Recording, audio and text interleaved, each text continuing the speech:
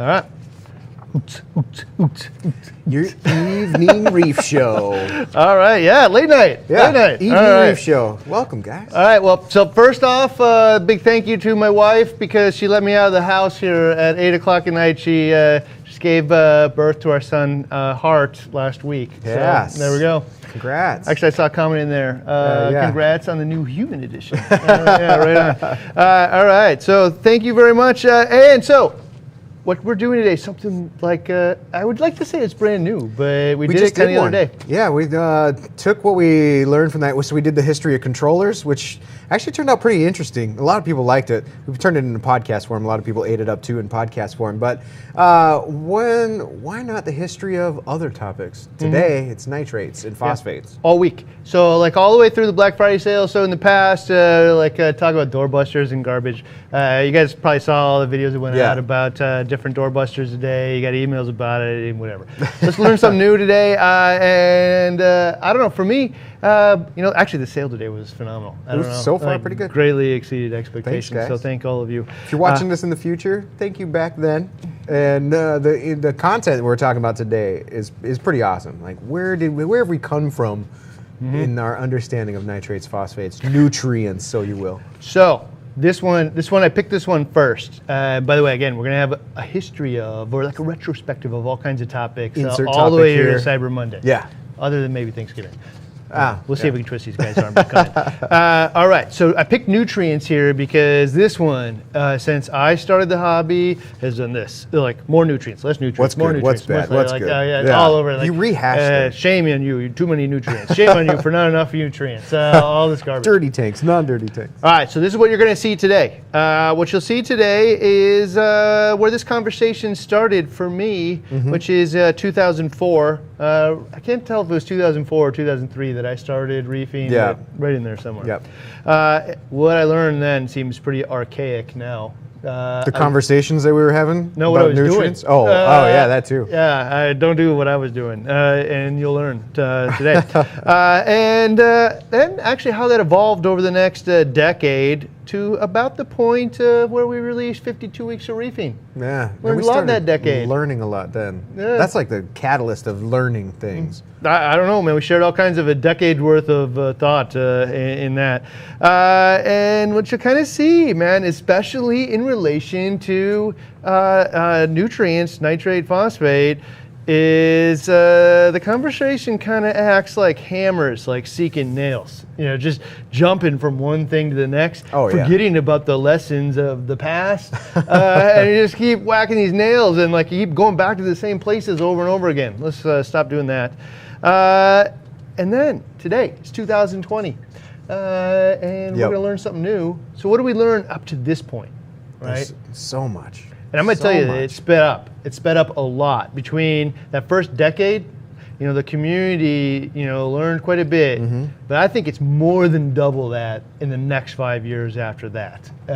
So it's, we're learning fast here. I'm going to call this one for Gabe's. Don't pull it up yet, but at the end, I'm going to pull up this comment from Gabe's Reef Tampa, and it'll be an interesting one. I think you're on to something here, Gabes. But we'll talk about it towards the end. Thank you, actually, for that. You'll see what we want to, because we want to know what do we want to see in the future. What do we want to see in the future? Yeah, in the end of this, we're going to be like, all right, here's the history of where we are, what we learned in the last 5 years. But the biggest one at the end is, where is all this going anyway? Yeah, so that is the biggest piece of it. And so at the end, if you hang in there with us, you're going to hear where Randy and I would like to see the hobby go in the next 5 years. And if you're one of the manufacturers, some high expectations, or even reefers, part of the community, let's change the way we approach this stuff because we can do much better, guaranteed. Not just much better for our tanks, but much better helping others as well. Yeah. So let's learn all about that. So that's the big piece of it is, learn from where we're going from where we've been. Yeah. Right? Finally a retrospective Yes. that stays in the back of our mind. Well, that was like the big thing for me is with the controller one we did the other day was like as I actually had to go through the whole process and mentality and remembering how I went through all that experience and where I landed and how I kind of went all the way up to understanding controllers and then back down to like, actually I just really want to monitor, but if it has plugs, I'll probably use them. Totally different thing. So I don't know. And everybody out there there will have a different path, but you can start to understand it. All right, so Started. 2004, and this is how I know that I started in 2004 or close. You got our first picture here. Let's see. Is it that one? Yes, it's that green one right there. Oh, Yes. there you go. Snarkies. If you want to go look at all the stupid questions I was asking. Old Ryan, yeah. Yeah, that is the one, right? So Snarkies, you can look them up. I got about 3,516 posts, and I started in, what is it, April of 2004? Yep. All right. So I actually think that I had a different username on a different forum before that, like I think the Reef Tank or something like that. Yeah, I don't know, but 2004 is about where I started, and so that's how I know, is I went and found my join date of Reef Central. I went and looked at the same thing, mine, for my when I first joined, and it's the I tie it to my first post on Instagram because I was going to be an Instagram Reef famous, There you go. and I'm not. I don't know. Oh well, in a different light, maybe Yeah. not Instagram. There you go. Okay, so back in 2004, and by the way, we got tons of notes here because I don't there's think a- you can document it any other way. Just for a heads up, there's 100 bullet points, but that doesn't mean we're going to drone on for like 3-4 hours. You could easily drone on for 3-4 hours about this conversation. We got it bulletized so that we can go through them real quick, give you the high points. Do the best we can. All right, so number one here, algae was a serious issue in 2004 in a way that it isn't today. Still an issue, but not like it was back then. Yeah, I So you believe. can maybe show that next video here. I agree. I mean, like every other thread I saw in Reef Central was... What's algae? What is this? Yeah, how do I get solve rid it? of Blah, this? blah. How do I do this? It was terrible. And the answers were primarily the same too. And then if you look at the next slide here, this is the result. And there's like all kinds of polls. You can find them all from this era of how old is your tank? And you'll find almost all of them are like 1 to 6 2, months, yeah. 1 year, like people aren't making it very long. Okay, so some of the stuff you're gonna get to hear is like my journey as a reefer, but you also get to hear a few years later, I open up bulk resupply and I get access to all the vendors and a lot of the behind the scene information. So you're gonna hear that today too. And one of the pieces is almost everybody in the industry at that point in time said the average lifespan of a tank is 1 year. Yeah, that's who's that helping? That's not really helping anybody. I get it though, because it was really easy to set up a tank for 1 year. 1 year, almost anybody can do this. Yeah. It's about 1 year where all of the bad decisions that you've made and bad to advice catch you've up. received start to accumulate, right? And the thing starts to fill with algae, our stuff is dying, all kinds of stuff. Basically, it looks like hell in your living room. And either you, because you care about your living room, say, get this ugly thing out of my house, or your spouse or significant other says, get this thing out of the house. So that's different now. So now in our survey, like the average reefer must last much longer. Yeah, I mean, you 80-20 about all of the people that were making it past the 1, 2, 3 year marks versus those that weren't. There was just a lot of crappy looking tanks out there, and it was more. I'd say it's mostly probably due to that lack of knowledge of an understanding of, one, how to solve them, and two, why they were there in the first place. Yeah. So nutrients were like the heart of that conversation. Why is there algae? And algae kind of being the reason people shutting down tanks and not Nutrients. making it. Just like one day, man, the algae like overruns old tank, and then you just can't like get back out of this hole, and it's like whole conversation about ounce of prevention, pound a cure, but it doesn't matter, man. I'm like, I need the cure now. Like I made a bad decision. I listened to the wrong people. So be it. Stop scolding me. Like I need to get past it, or I'm just going to shut the thing down. So the answer was Okay, number 3 here is 0. Right? nutrients the enemy. You have algae because you have nutrients. Go for no nutrients. Yeah. Yeah. Yeah, so it's just nutrients were the enemy back then, 2004, 16 years ago. No nutrients, no phosphate, no nitrate. The goal was 0. Nobody was achieving it. When I say nobody, I'm talking generalities here. But Yeah.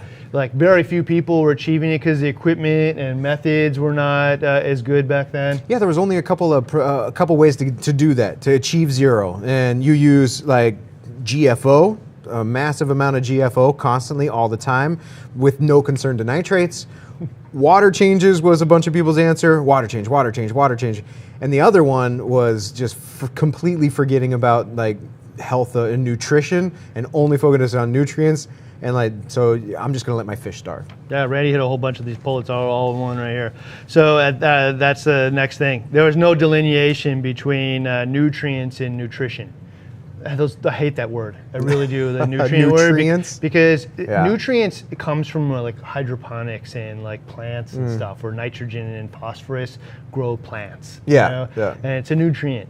In our tank, it makes you sound like that's the only thing that's going to like provide nutrition to your coral. And that's absolutely wrong. There's all kinds of proteins and carbohydrates and like building blocks of protein, all kinds of different things that absolutely of value. We're going to get to those later. But back in 2004, there was no delineation between nutrients and nutrition. Like that was a higher level conversation between the sub 0.01% of reefers out there. It was not going on in Reef Central much.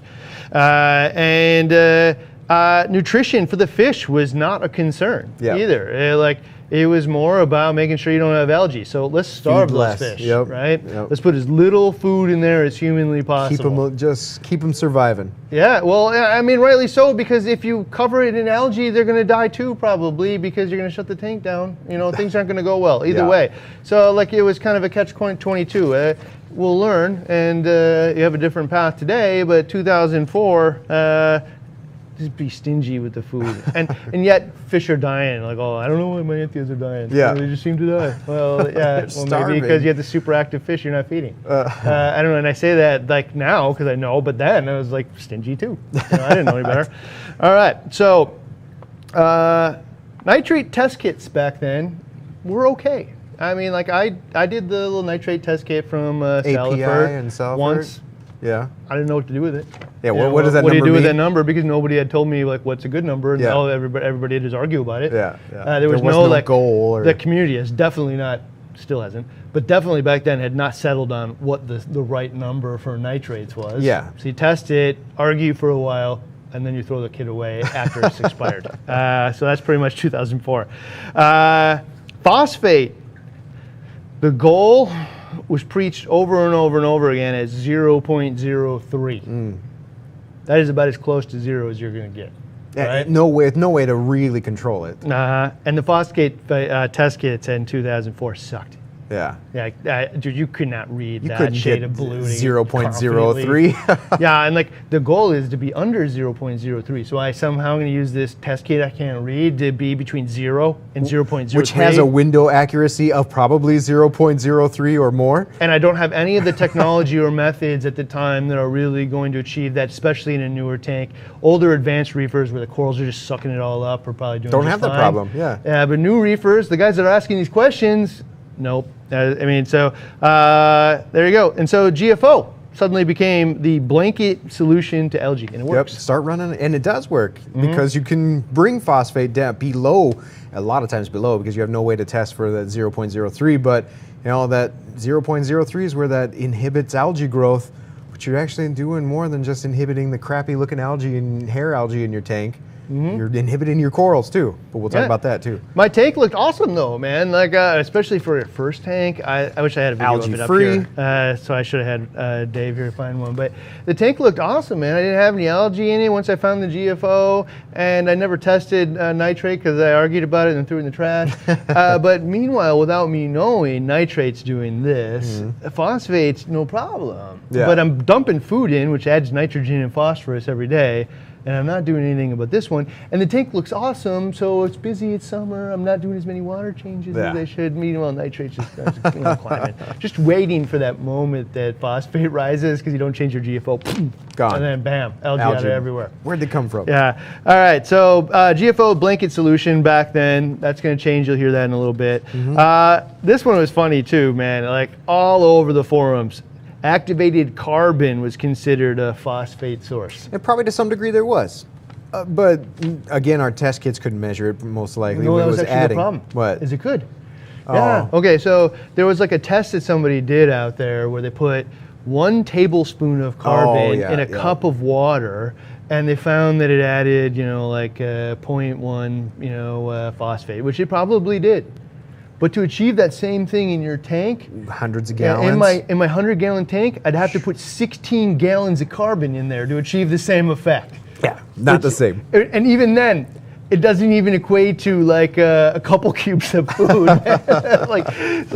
Yes, no, and then people, because people don't know. They're out to researching, and there's carbon out there that uses phosphoric acid, to clean out the pore structure and everything. But not one anybody would use in reefing. No, and then starts the rumor mill. Yeah. Oh, carbon does this, carbon does this, carbon does this. I know, it's just so much chatter. And you're watching and you're like, oh my God, I got my carbon now is phosphates, where I got to change out the carbon. No, it was actually a myth, and it was just dispelled over the years. Nobody believes that anymore. And yes, there's probably some tiny, most of the carbon comes out of the ground, which means it probably has some tiny amount. But if you're thinking about that as a carbon source, then you should stop feeding today, because there's nothing that compares to that. All right, so skimmers were presented as a primary defense, but the tech actually, I got a picture of the skimmers. This is Reef Central again too. Are these Deltex? No, I don't know what this was, but I just went back and looked for an old one. So this is a protein skimmer, to the age. Downdraft? Yeah, 2004, I went through them, and maybe we'll do a skimmer one, so I don't want to harp on this one too long, but, there were skimmers out there at the time. There was a downdraft version. I had one of those. The Aquacy Remora was popular at the time. Some were running on air stones and things too. Air stones, and a lot of them were really loud. Yeah. A lot of them, just all kinds of different. Ran by a massive... But they just they aren't what they are 15 or 16 years later now, a very different thing. So not nitrate and phosphate problem solvers early on, over a decade and a half ago. It was a method of reducing the amount of poo in the water. But pulled gunk out of the water and you thought you were doing something. You were, man. You were. But it's just not as well as you do today. And that's why part of the reason why you were having all these nitrate problems back then. Most people just don't have these problems today because there's so many ways to get around it. And water changes were the primary solution. Water changes. I think every thread I read on Reef Central when I'm seeing algae issue ones back in the day was water changes. Water changes. Up your water changes. Do 30%. Do 40% a week until it goes away. Okay, so I don't remember what year it was, but one day, somebody's like, if you do 80% or 20% water change, you leave 80%. 80% of it's still there. Yeah. And that little light bulb in your head. Well, you know what, man? That's true.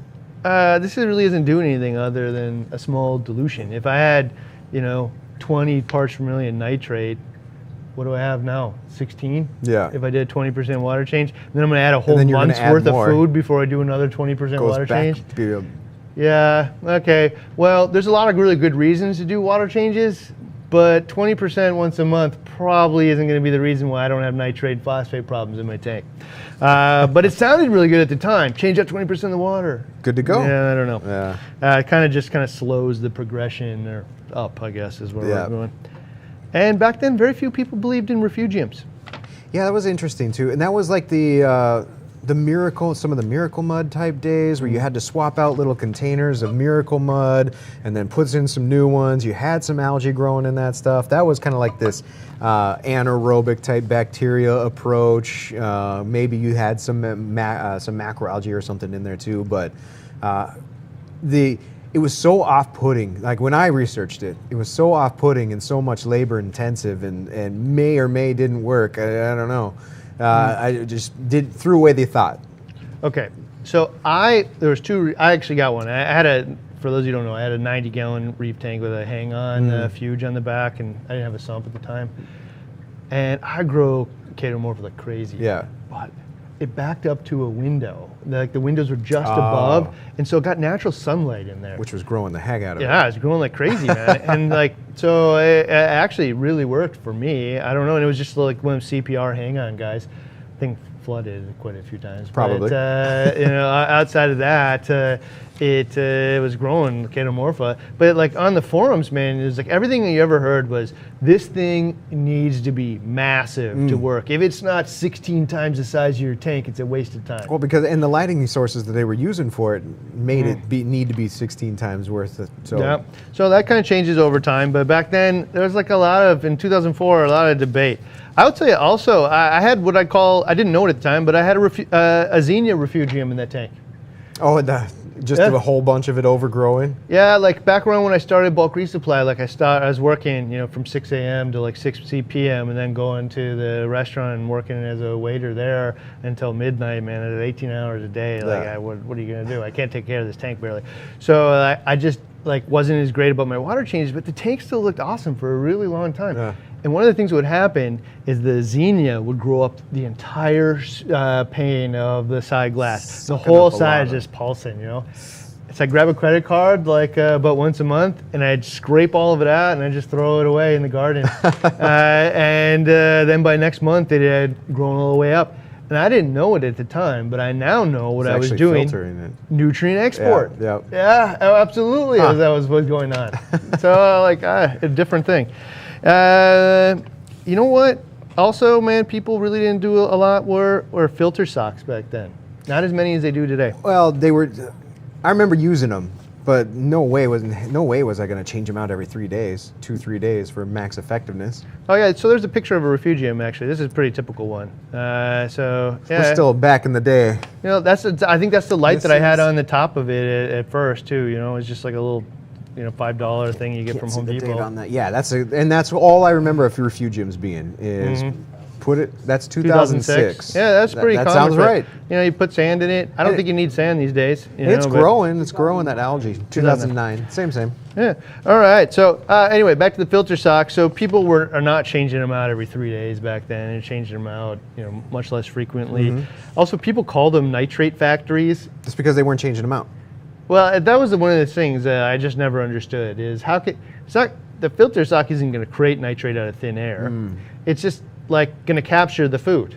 Yeah. And so it will process into nitrate in the sock if you don't ever change it out, but it's not going to magic nitrate fairy come down and sprinkle in your nitrates tank. in.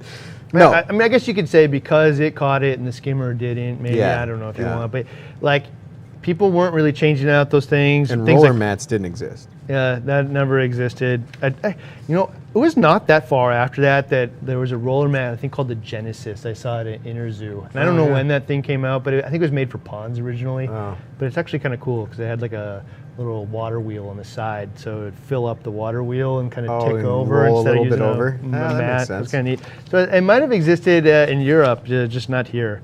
Also, nobody was ever talking about the Tang gang back then. Yeah, so this is probably before my time. So I'm about 8 years behind you or so before I got into it, and I remember hearing and seeing things. So tangs will eat algae to some degree, but only a certain amount. Maybe only hair algae or what have you. But then there was fox faces that are hit or miss on algae eating, but nobody was really saying, nobody was really preaching, get yourself some tangs. Because I think for me, the biggest thing was I had a 40 breeder, and no way would I get caught with a tang in my 40 breeder because, woo, here comes the tang police. Yeah. The thought of trading them out at any point was, everybody was really actually kind of mean back then. I don't know. There was a lot of on the forums, a lot of heavy debate. Yeah. Mean's probably too strong of a word, but it was a lot of aggression. I don't know. But back then everybody was talking about crabs and snails as the primary cleanup crew. Which they did pretty good. Yeah. I don't know. I've never actually had that experience where the snails are they're chewing their little trail through the glass, that's not keeping it clean. Yeah. And definitely there's patches of algae that can appear on different areas of rock, but they're not getting to all of it. They just physically can't, so they're only getting some of the stuff down by the bottom, or, whatever. And then a quick story here is I eventually at one point, all of a sudden the whole tank just explodes in algae at home, right? And I didn't recognize it at the time, but what happened is my yellow tang had died. So probably from really high nitrates. I can't say the fish was fine for many years, and then all of a sudden just dead. That's one of the things we'll get to later, is that I don't think the fish just die. Corals. It's because I was not doing something right, and I just didn't know what it was at the time. I think we can do better. But anyway, it dawned on me, you know what? All that guy did all day long is eat algae. He's just swimming around, plucking at the rocks, eating algae all day long. I got another one. Algae problem? gone. Yeah. Right? Yeah. And it's funny that I didn't stick with me. Like that didn't ring a bell. Yeah, it wasn't until Josh at Worldwide said the word Tangay, and I'm like, you and me, I get it. Utilitarian fish. Yeah, get it all the way.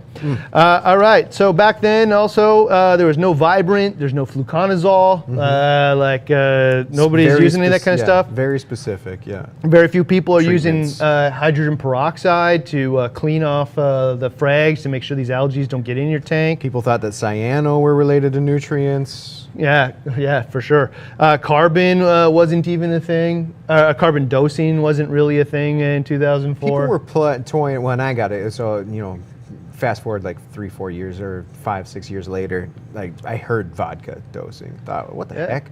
To be frank, there could have been somebody out there throwing rice and stuff in their tank back in 2004, but it was very few. It wasn't like a big thing.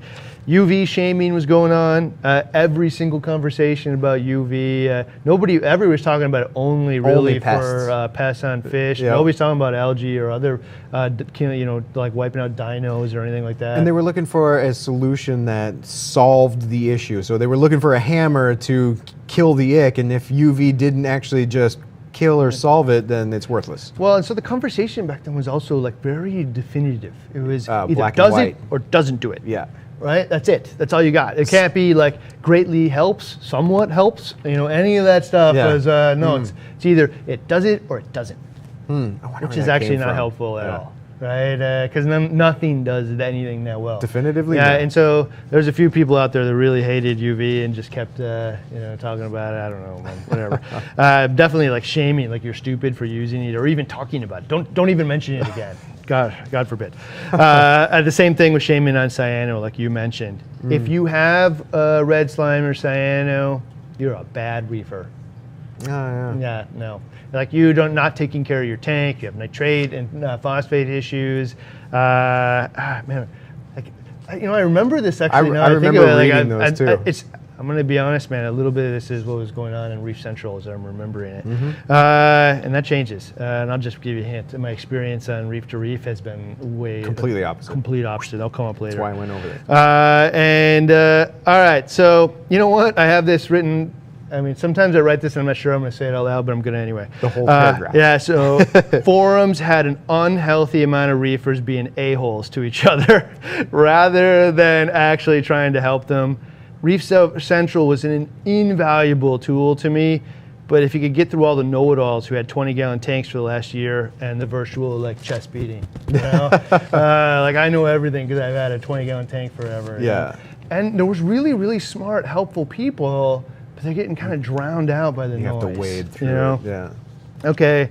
And looking back, this is the way that I would describe it a little bit back 2004 is the blind leading the blind. I mean, it's a growing hobby. None of the information we know today was available back there. Not none, but very little to the detail that we know now.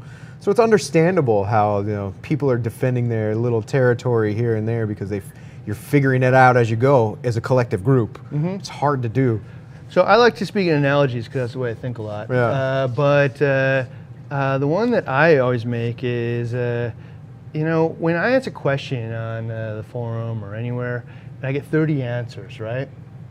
Often, one of them, man, is a real gem. One of them, man, is somebody's been doing this for 20 years, gone through all of these things. And then the other 29 are my peers who are in the exact same place as me or somewhere near there. And it's really hard to identify who that is. Yeah. If I was in a classroom, I'd know because he's wearing a suit and he's twice as old as me. Really easy to know who I'm supposed to be listening to. That's the leader. Yeah. It's like he's down there. I paid to sit in this class and listen to this guy. So it's actually kind of hard in that environment. So I don't know. 25, the last one here, 2004. Actually, and then we skip all the way to 2015, and a brighter future comes a little bit. Yeah. There's all kinds of various snake oils out there, and one of the biggest challenges is to learn what are all these snake oils, because everybody's selling all these crazy products with crazy magic elixir miracle claims. Yeah. Okay, I gotta tell you, I learned that up front back in 2004 pretty rapidly. how much. Oh, on the back end or before bulk reef or after? No, pretty early on, man, because I was part of the local reef club, and so I was lucky to be exposed to some people that kind of, showed me that Super Duper Reef Buffer Deluxe is just baking soda, and there's various grades of baking soda you can do better, but actually the Arm & Hammer one was, adequate for this, solution. And then, you start to, dig into it, and you're like, whoa, man, fallen victim to marketing. Yeah, like that carbon that has a picture of a fish on it. Why is it so expensive versus carbon in the market? But once you've been burned that way, it takes years and years to get unburned because you get so skeptical of from everything. Products that promise to do X or say it can do this. It took me a better part of probably more than a decade to actually scrub some of that out of my DNA because I had been burned on it. And then as a person that's in the industry, I actually see more of it, and I can kind of see, I can sniff it out faster, as it goes on. But then I realized, man, actually along the way, I'm starting to leave a lot of progress on the table just because I'm so suspicious of everything. But as we'll find here, from 2015 on to now, we're in a position now where it's let's test it. Let's find out. Oh yeah, that's actually true. Yeah. So here, after we get through past 2015 and the 52 weeks, you'll see the Investigates really starts to dig into, is it a snake oil or not? Let's put some definitive answers out there. All right. So that was my. I gotta tell you, I don't know if that sounded negative to all you guys. That was early. But when I explain this to other people, I feel like I made it through the gauntlet. It was really hard, man. I walked into a fish store and said I want to do this. I didn't really get much help. I had to go to forums. I had to read all these books, and none of it was really definitive. And everybody's telling me this right, and that way is right, and half of it wasn't. And I just learned the hard way and everything. I feel like I made it through the gauntlet of the hardest possible thing. Not the application of the knowledge; it's finding the knowledge that was right. So it was so hard. Yeah. All right. So 2015. Here we all right. go. So this is a decade later, right? And I learned a lot in the next 10 years. Not only from setting up a lot of different tanks, but also from all the people that I have the pleasure of working with here at BRS. People like Randy come in, and there's so much different pieces of knowledge and experience that pop up. Chad and all his breeding, and all kinds of different things pop up and different enter the ecosphere. Different perspective, challenging different points of view too. And steel sharpening steel. Still talking nutrients, nitrate and phosphate this whole time. Okay, so where do we end up in 2015? All right, so the tech has changed at this point. Approaches have changed. Bad info is actually getting weeded out. Reefers tanks are lasting a lot longer. For me personally, the process of having those tanks, learning what's going on behind the scenes in the actual business industry of it, access to new levels of mentors, both in the industry, but also I just end up talking to different people as I, kind of go through and meeting all the people at the trade shows and stuff. And a lot of these people have been doing this for so long. I just learned so much more. And sheer willpower is really making my own tanks more successful. And I'm also getting better at this point of sharing with others what works. So I've been doing YouTube for a while at that point, and we decided to do 52 weeks of reefing.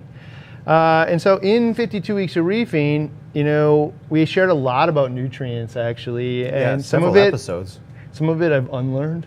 I wouldn't tell you the same thing I told you back then.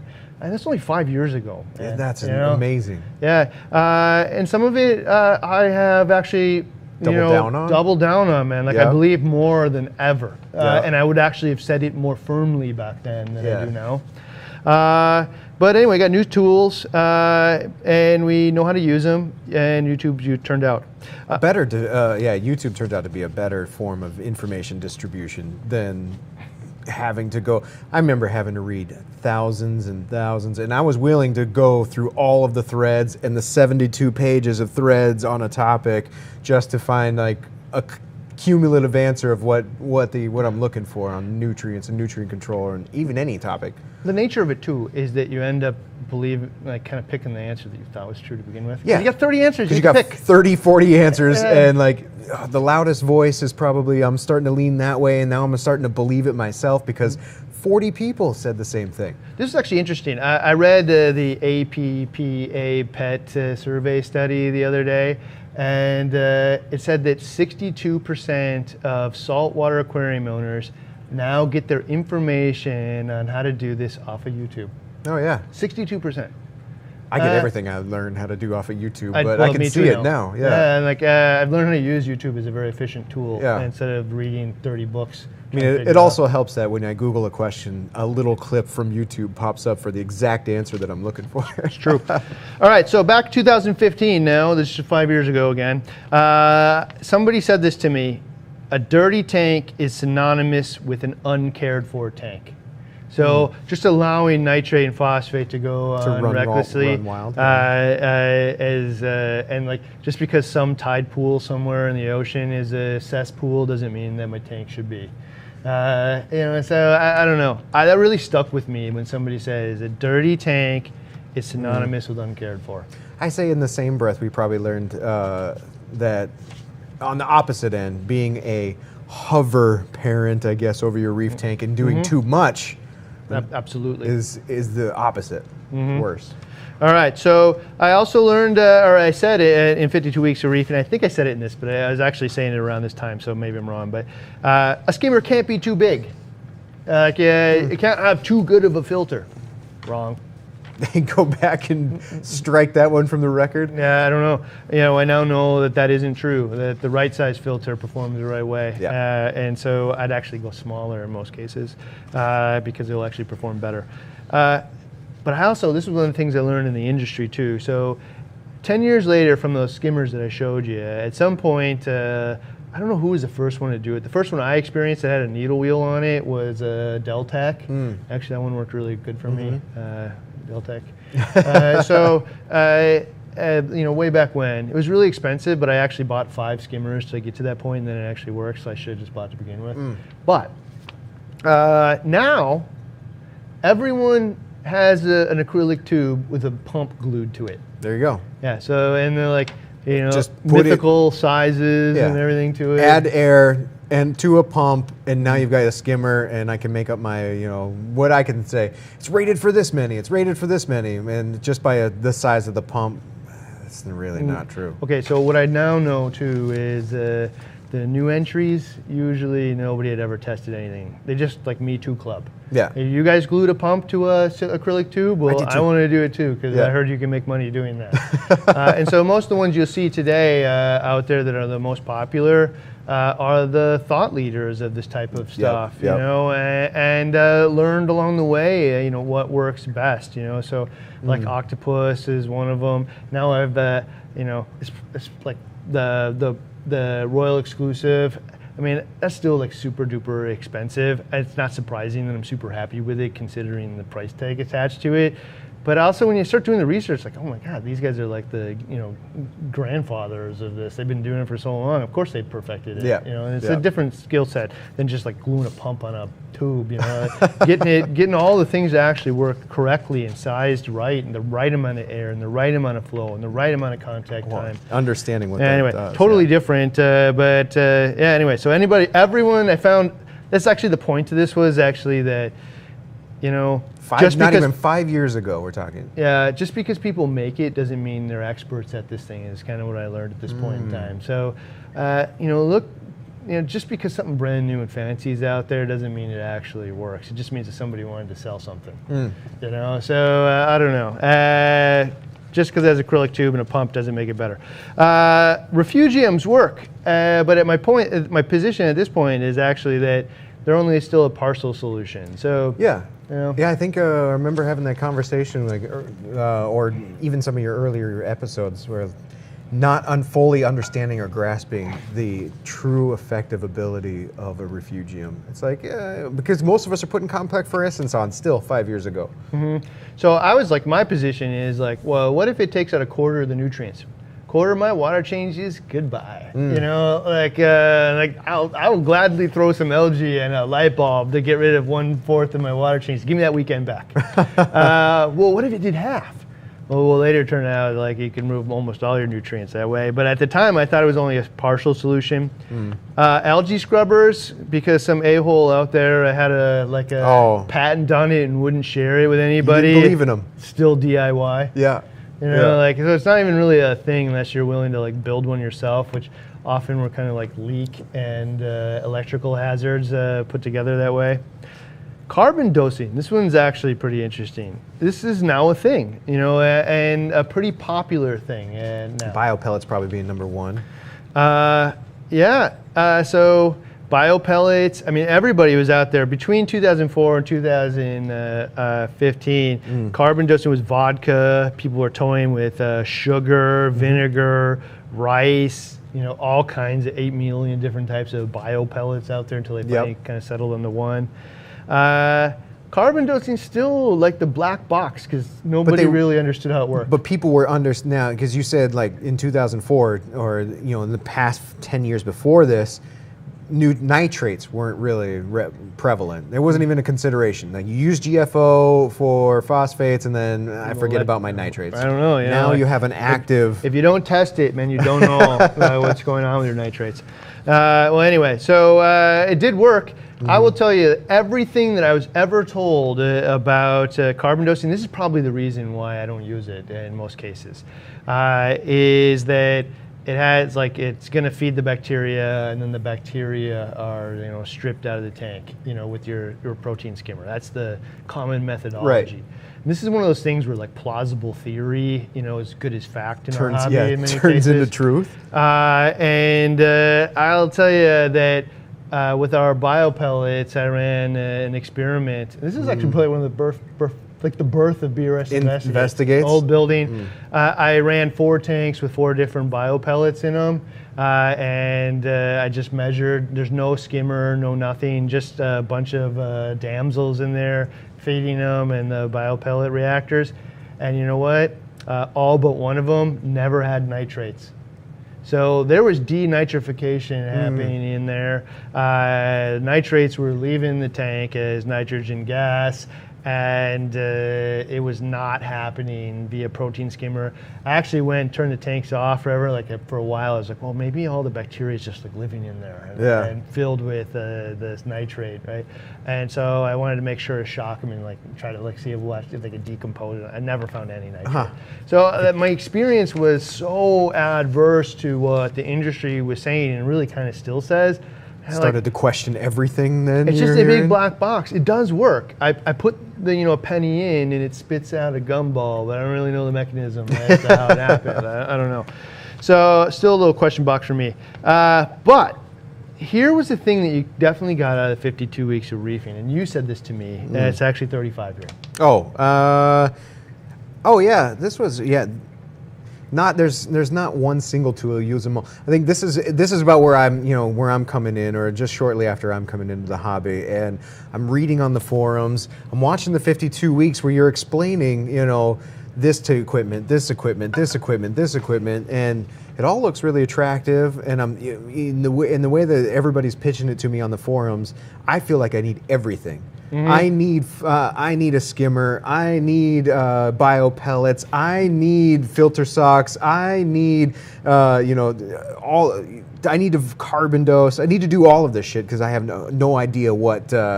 You didn't tell me which one to use. You just said, hey, this one works, but this one works too, and this one works too, and this one works too. But they're all trying to solve the same problem. I think that was actually, so the not a single tool, let's use them all. Yeah. If we have a hammer, let's hit it, right? I think that was an unintended artifact of 52 weeks of reefing is, we were exploring this tank. And I wasn't setting up a tank, I was using the tank as a tool to be able to teach people about what I've learned so far, right? And so when we get to, something about refugiums, and we explain everything we know about refugiums, and then it's like, well, how do I not want all those benefits? I do. I want them. Let's do it. I want to do everything. Yeah. And then we get to Zeovit, which is a form of carbon dosing. And now that I think about it, actually, Zeovit was around, or carbon dosing was before 2004, because Zeovit was doing it. Yep. Okay, so we get to that, like, well, do I want those benefits? I've seen those tanks. Yep, I do. So can I do Right. both? Yeah. So I don't know. Yeah. So you're right, man. It was at that point. It was not use a single tool. We're explaining all of the tools, and by default, how can you not want them after you figured out the value of each one? I have no idea which one I should use, or when to use it, or how to use it. I know how to use it now, but yeah. Okay. So fast forward a little bit, and I'll jump back here. But it is we found out that using all of the tools. Net result is it can work too good. Too well. Yeah, you're stripping out everything and you'll have a whole different set of problems 0, than you is had not before. good. So 2004, I've got algae, I'm reliant on my yellow tang to eat it, I got my GFO, I'm not letting nitrate go out of control. But now I have all the solutions that are actually really easy to use, especially if somebody shows me how to do it. My problem is actually working too good. All right, so back then, all right, I mean, you gotta remember, we're digging out of a world where like nutrients are really hard to manage. Yeah. Okay, so the statement was nutrients can't be too low. Ocean is 0, 0. If you go measure the amount of nitrate and phosphate in the average healthy ocean reef, it's undetectable, basically. Yeah. Undetectable with our test kits anyway. There's a reason why, which we start to learn after 2015. Yeah, it's a different thing, man. And I'll still tell you, I mean, this is still open for this discussion. We're going to get there in a minute. But like, that was the story, is it can't be too low. And I'm going to tell you now, it can be too low, but I actually think you can still have a really healthy tank at 0, 0 as long as you're thinking about it correctly. We'll get there in a second. Yeah. Actually, you know what? This is actually the second. It is literally 1 second later. Look at the zeovit tanks. So there's a couple of pictures of some zeovit tanks in here. This is part of the the journey of the 160 where it started, and we're using a lot of that stuff now. We did zeovit. Okay, so this is customer tanks. This is Thomas Paul's tank. So back in 2004, man, and even 2015, these are fairly rare tanks. I would say a tank that looks like this is 1 in 1,000, if not less. Yeah, right? And then obviously that's more than a year, 2 years old. Okay, and this guy and the people that have been using this in Germany have been doing it for eons. They'd skip this argument, and they've been doing it a long time ago. Okay, and so. But they're not telling us how they're doing, or like the mechanisms, why it's doing that, how it's doing that, which kind of starts to make this KZ blue bottle, this zeovit system, like snake oil. It starts to get that connotation. Okay, so I mean, this conversation can go in a million different directions, but I'm going to share one piece of it, and then I'll follow that disaster. Okay, if you look at these zeovit tanks, they're often 0 nitrate, 0 phosphate, because they're using bacteria, they're carbon dosing, and using that zeolite media, which may absorb some of that stuff as well. But they're adding nutrients back in, being like amino acids and elements of protein. Yep. And what we're finding out is actually, let's maintain near ocean like nitrate and phosphate, but let's add nutrition back in for the corals, which actually has nitrate and phosphate, but amino acids and proteins and stuff like that have it in an availability that's available to the coral. Liquid form droppers. But it's not available to the plant, being the algae per se, right? And even the coral will break it down and make it available to the algae that lives within it, the zooxanthellae. The nitrate and phosphate really only food for the zooxanthellae, not for the coral, right? And you can go down this rabbit hole for a while. Yeah, you can. But, so I remember the first time I was introduced to the zeovit thing. It was like at a club meeting here at Osberg College, and it's that snake oil piece, man. People, because it's expensive too, and we're all learning that at the time, man, the baking soda thing, Okay, and then years later, man, I asked the distributor of zeovit, I'm like, why doesn't he just share, man? Like, what's in this stuff? And like, how does it work and whatever? And he's like, dude, he's German. He's like, okay. You don't believe my product, you don't trust my product, shame on you. Yeah, that's the mentality. Like here, in America, like you see a lot of snake oils and everywhere. You want transparency. Like, we're all really ready for it and always suspicious. you know, in Germany, it's just not the same thing. And so it's like, are you questioning what I make? Of course it's good. Yeah.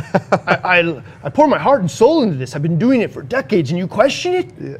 You know, like, oh, no, I'm sorry. Don't tell me what's in it. So I don't know. It's just a different mentality. And he's like, of course I wouldn't tell you what's in it because I make a living selling this. I don't want to like everybody copy. Well, I guess I can't. Whatever. So anyway, it was very interesting to see how this all kind of came together. All right, so, and that's where, you know, the nutrients versus nutrition conversation started to evolve. Yeah, that little spark in the back of our minds is heavy out, but heavy in at the same time. No issues, no death. I'm dumping food in, working here. And the corals and everything are doing great, but I have no nitrate and phosphate, and the algae's not growing. Huh. Yeah. I wish I had found this earlier. Yeah, and then later on we talked to the exact same thing over to the team over at Worldwide. WWC, yeah. And they have a little different approach to nutrients there, but it was the same thing. But it's the same heavy out? Heavy in, heavy out. Heavy in, yeah. Yeah, and it's feed the hell out of it because the corals are going to eat those particulate matters. It doesn't feed necessarily algae that same way. So, and actually I saw Jake Adams talking on a live like last week. I was watching it. And he had two things that he said that were really impacted the way that I think about some of these things. And one of them was we talk about nutrients being nitrate and phosphate, and he's like, nutrients, they're not feeding the coral. They're feeding the algae that lives within the coral. Yeah. It's nitrogen and phosphorus. It feeds the zooxanthellae, this, you know, skeletal algae. Skeletal structure, you know, doesn't feed, you know, it doesn't eat, it doesn't take in aminos. It's all of the biological processes to build the skeleton. So largely, it's the zooxanthellae is providing like some limited amount of amino acids as well as carbohydrates for energy.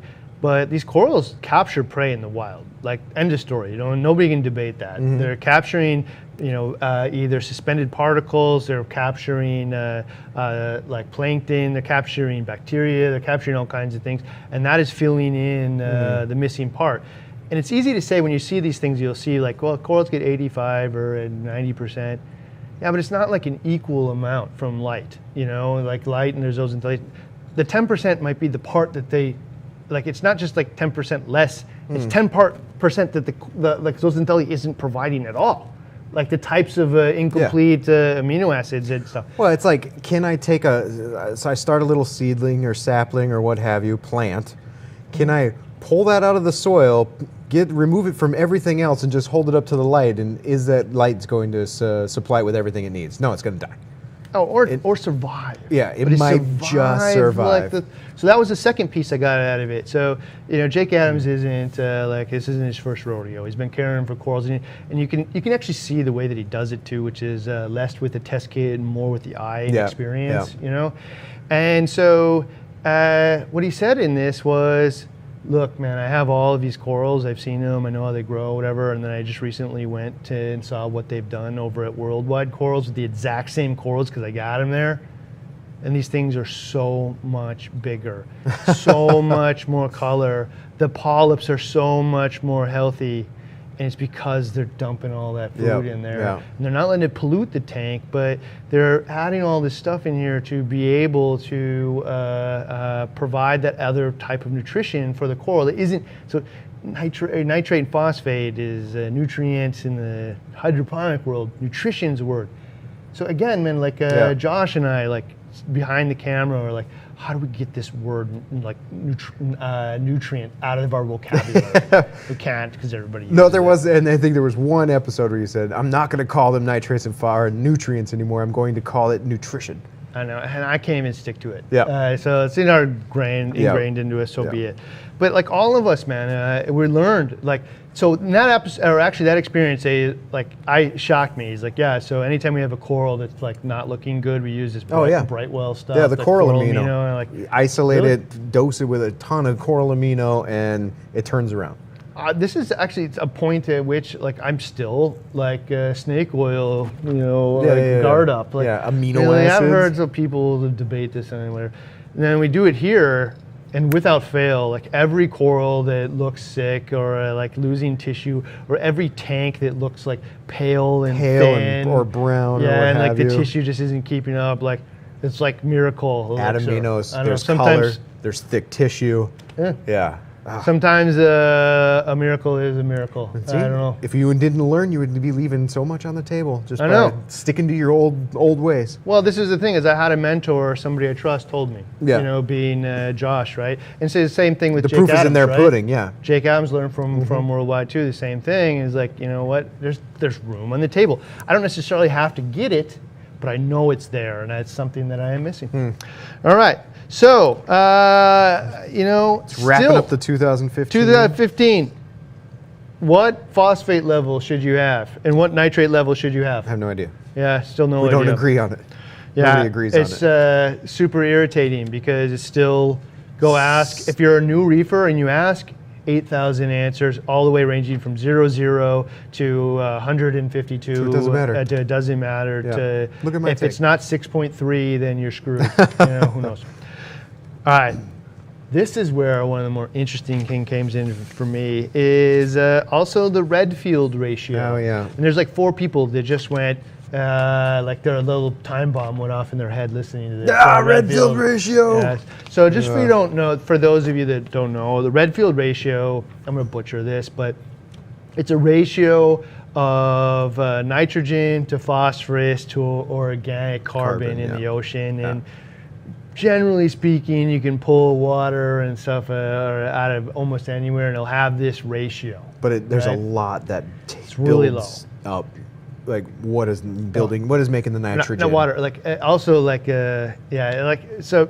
It has this Redfield ratio out there. Yeah. So you know the thought process is like, well, let's match that ratio, right? Well, I don't know, man. Just because it's that ratio at near 0 doesn't mean it's going to have the same effect when you let it rise really high, right? Yeah. Well, we're so desperately looking for a number to point to, a target to point to, a goal to point to that makes like a Redfield ratio something really attractive.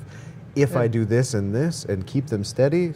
Yeah, I think it's like 16 to 1. Yeah. Phosphorus to nitrogen, or nitrate to or nitrogen to phosphorus. Yep. If you do the math, I think it ends up to be like using the terms that we use, which is nitrate, phosphate. Yeah. I think it's like 10 to 1.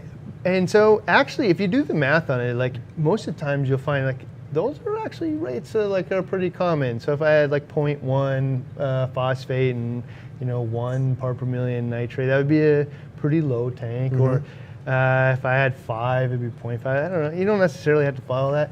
The part that actually irritated me about the whole thing is this was that offer on. Like it's either is this ratio you should keep, or it's just total garbage and we shouldn't even talk about it. And the answer is in somewhere in between, because now if you go 5 years later, nowadays people are talking not about the Redfield ratio, but they're talking about what happens in new tanks if you have almost no nitrate, tons of phosphate, or inverse, or vice versa, and how it might feed dinos and all this other stuff. And so that conversation of all or nothing instead of exploration of why is this that way in the ocean? And while I agree with you that it doesn't necessarily scale up, let's find out if it does. Yeah. Before we just throw it in the trash. Yeah. Or do we find out something totally surprising along the way? Because it's that on or off thing, man. It's just so aggressive and so useless. It is not helpful unless you know for sure it's garbage. There's no black and white in this industry. So I agree with you. Just because it's super low doesn't mean that it's going to scale up. That is absolutely true. But it doesn't mean that it isn't true. Like it could be. It may could not be be that this ratio, or maybe not all the way, like a 10 phosphate, equals 100 nitrate. Yeah. Maybe it doesn't work up there, but maybe if you're actually down low, it does. There's some range there. Yeah. If you're close to the ocean, that ratio. That's also one of the reasons why I get kind of spooked about carbon dosing too in some cases. Especially, this is actually a good point. I got spooked about carbon dosing because the Redfield ratio is actually nitrate to phosphate to organic carbon. Right. And so I know when I'm not dosing enough organic carbon to the Like tank. foods and things like that. No, like I mean, Or actually, like the like sugar and vodkas of the world. yeah. So when you put that stuff in there, I know I didn't get enough because the nitrate hasn't fallen to zero. But how do you know if you overdose? Too far, yeah. Yeah, and worse yet, with no organic carbon testing. Yeah, you just like there's no organic carbon. Well, there was. I think there is now with the Trident. NDOC. Yep. But you know, at the time you didn't really know. And worse yet, this is the part that almost nobody thinks about, is the dose that got me there, got my nitrates from 62 down to 0, is not the dose that's going to keep me at 0. Yeah. Right? Because I actually had to get rid of bring it 6 down. to 9 months of bad behavior to get to 0. And now the dose is only dealing with what I'm adding daily. So all this excess. And so, you know, the organic carbon in the tank could be just skyrocketing. Yeah. Who knows, man? Like, that's like what's a big black box, like a mystery box for me that I just I'm uncomfortable with. That is actually one of the reasons why I liked you know, some of the commercial approaches. You know, like if you look at Red Sea's NO3PO4X. Oh yeah, something that actually had a dose and scalable dose for. And a community. Yeah. And directions. Yes. Right. But if you look at the like a MDS sheet on it, it will tell you it's vodka and like vinegar on it. You know, like it's telling you right there what's in it. But it's giving it to you in a ratio. But what comes with, what it comes with is instructions and a community that uses it so they can hone in on it. Same thing with the Zeovit, you know, carbon dosing. Yeah, all those little bottles had 30 years of this. Very distinct dosing instructions. Yeah, so different than just dumping the stuff in, and you know, like I don't know how much rice should we put in there. I have no idea how much rice belongs in my reef tank. What brand vodka do you put in there? Yeah, don't know. Okay, so this is the part 2, man. I mean, like. You guys might be surprised to hear this, but like I'm also a human being, and not only 5 years ago. Yeah, like my whole life I've been a human being actually. No, so I'm learning in 52 weeks of reefing that cyano is not connected to nutrients, but I'm afraid to say it publicly. Because I don't want to get chastised, man. Yeah.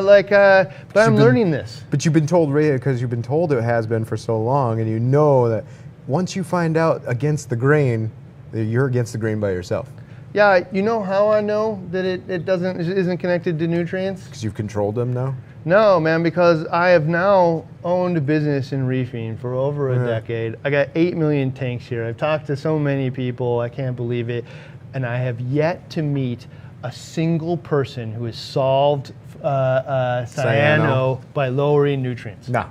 I haven't met it. It has never worked. I've never seen it happen. Also, I've seen cyano in 0-0 tanks. I've seen cyano in tanks that are riddled with nutrients, either one or the other, tons of phosphate, tons of nitrate, tons of both. I've seen it in all of them. I don't know the magic world where cyano comes out of the earth, or the cyano fairy shows up in your tank. It does. But what I do know, man, is it is when somebody says you have cyano problems, and the first thing is, well, you're not taking your care of your tank properly. Go deal with nutrients. Water changes. That is not proven to be helpful. What are your very parameters? No, yeah. I mean, like, there's probably 3 people that raised their hand just now and said, you know what, it solved my problem with nitrate. I don't know, yeah, 3 of 6,000, so maybe you just got lucky. You know, I don't know. But like, it is not very, very, very rarely ever solve that problem. So, but you know what? Like, I don't want to create a video and have like a ton of people come and just tell me that I'm high. I will now tell you, you can tell me I'm high now if you want. I bet 2015 I wasn't ready, man. It's not connected to nutrients. All right, so nutrients. Also, bryopsis. Anybody ever tried to solve bryopsis with lowering nutrients? Good luck. I think lots of people have. And one, we already know that, and that's probably one of the biggest conversations before magnesium was, you know, the Tang gang my cleanup crew, they're not eating it either. So what the heck is going to kill this thing? And then somebody stumbled on like the magnesium. Yeah, magnesium ended up doing it. But one of the things is, this is just theory now for me, plausible theory, right?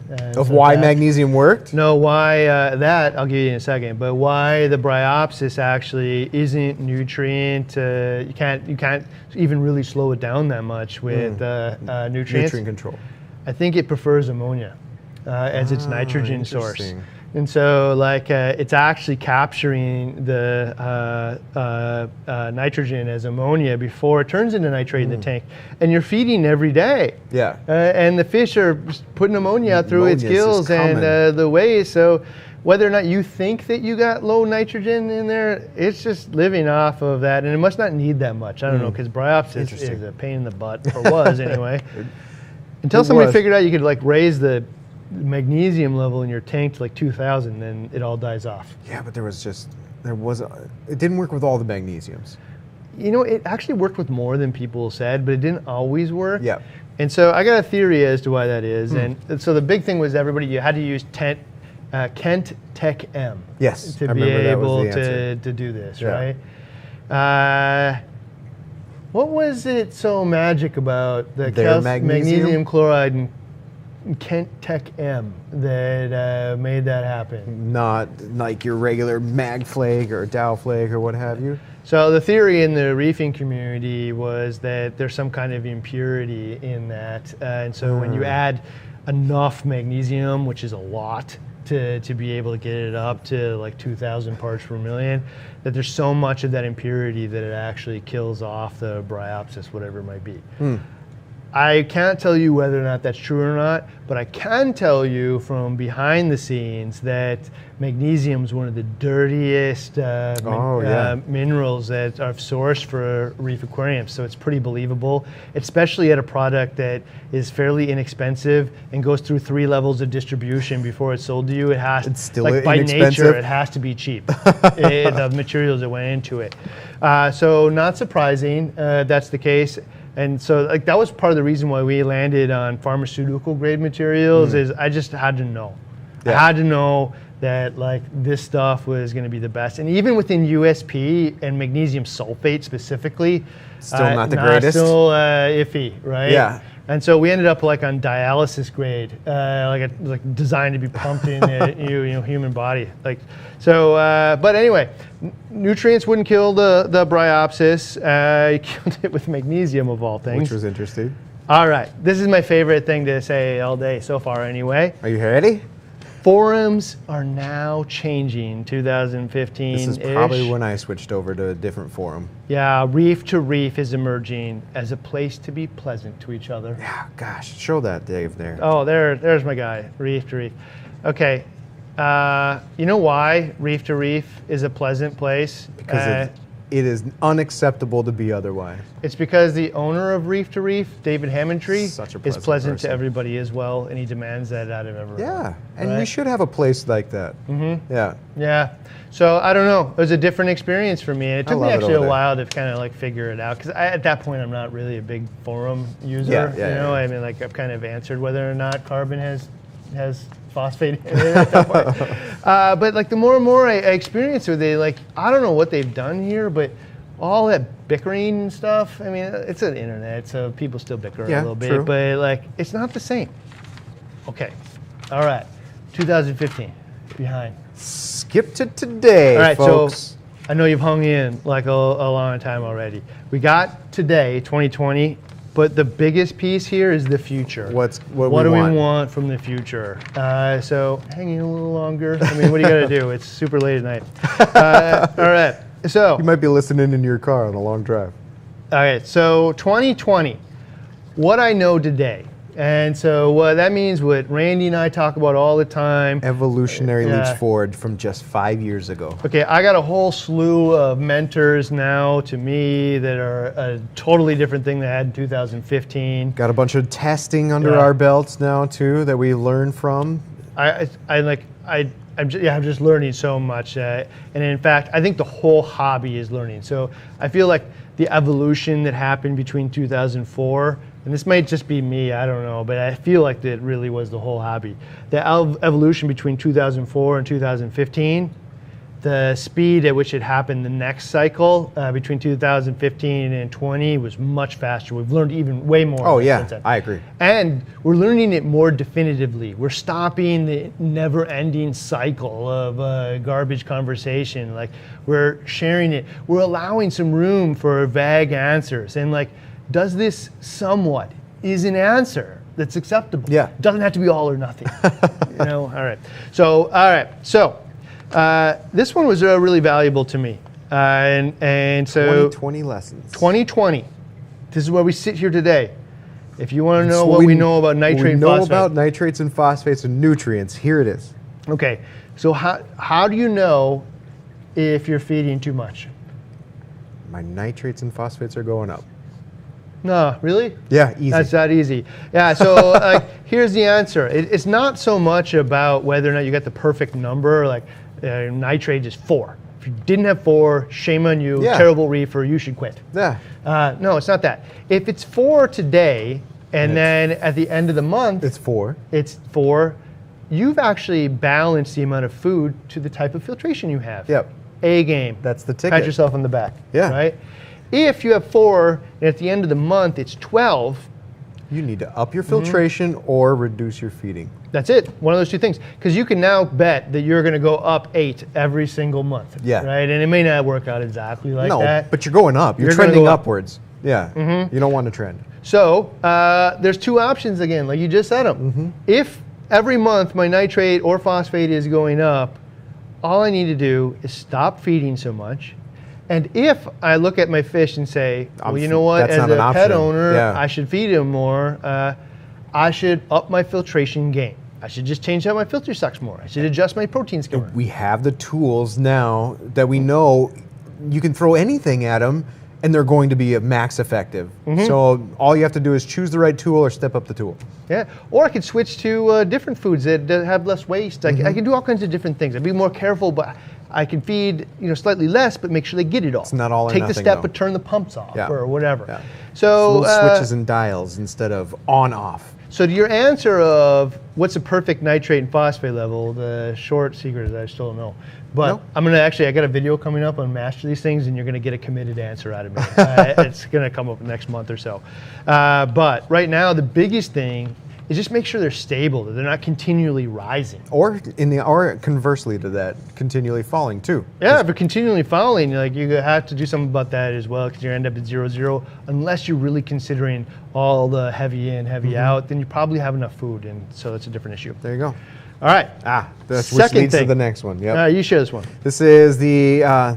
So we were talking about the algae, and it's not just algae in the tank, and it's not just algae in your refugium. There's algae in the corals, the zooxanthellae in the corals, and so when it comes down to it, algae is just a part of the reef. Yeah, right here. Here Picture. it is.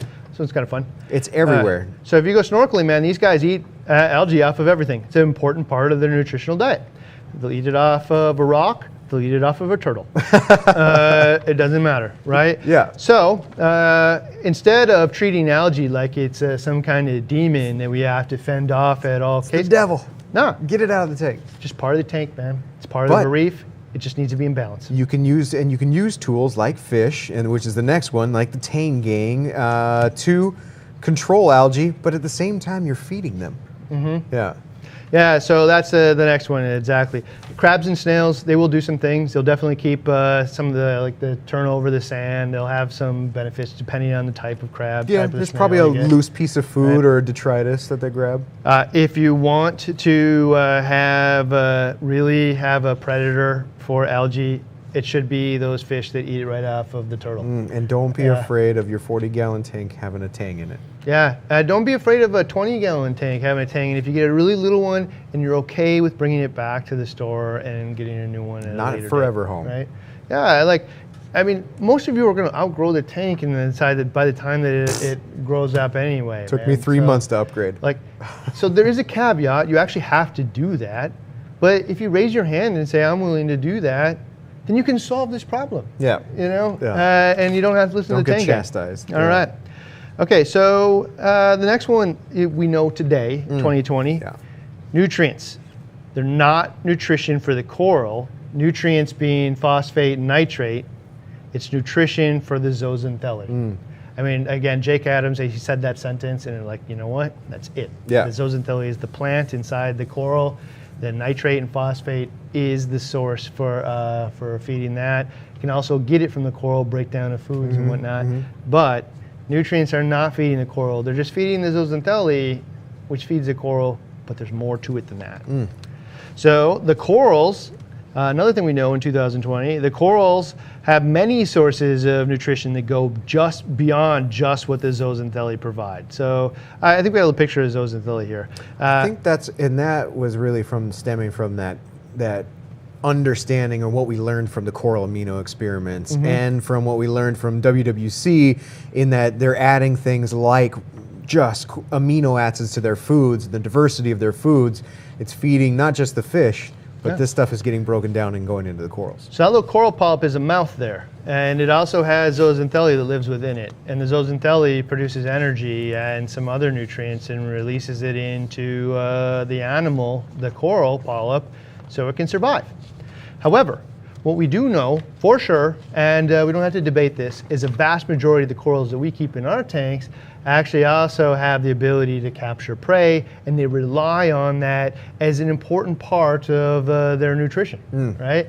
Whether it be bacteria, whether it be zooplankton, whether or not it be particulate matter, or whatever it may be, they're capturing that stuff, and they're supporting different elements of their metabolic function to build tissue.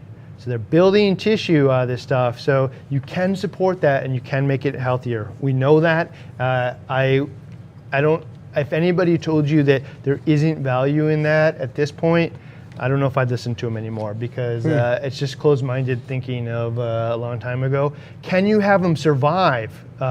Just survive, yes, and they will actually grow, but we can do better. Oh yeah. So you can say you don't want to do better, that's fine, because maybe it's good enough, but it can be better, and it's just true. Okay, so this is again where the high input, high export methods start to make sense. Yeah, because I'm putting a ton of available food to the corals into the tank, but I'm also mindful of pulling it out effectively. So the corals are now getting way more than what they would have in an old environment from 2004 to even 2015, where I'm attacking any available food for the corals because I'm worried about algae. But now I'm considering the algae that's in the corals. That is exactly it. High input, high export means that it has high availability of nutrition to the coral, low availability to pest organisms like algae. So I'm feeding protein and elements of protein like amino acids.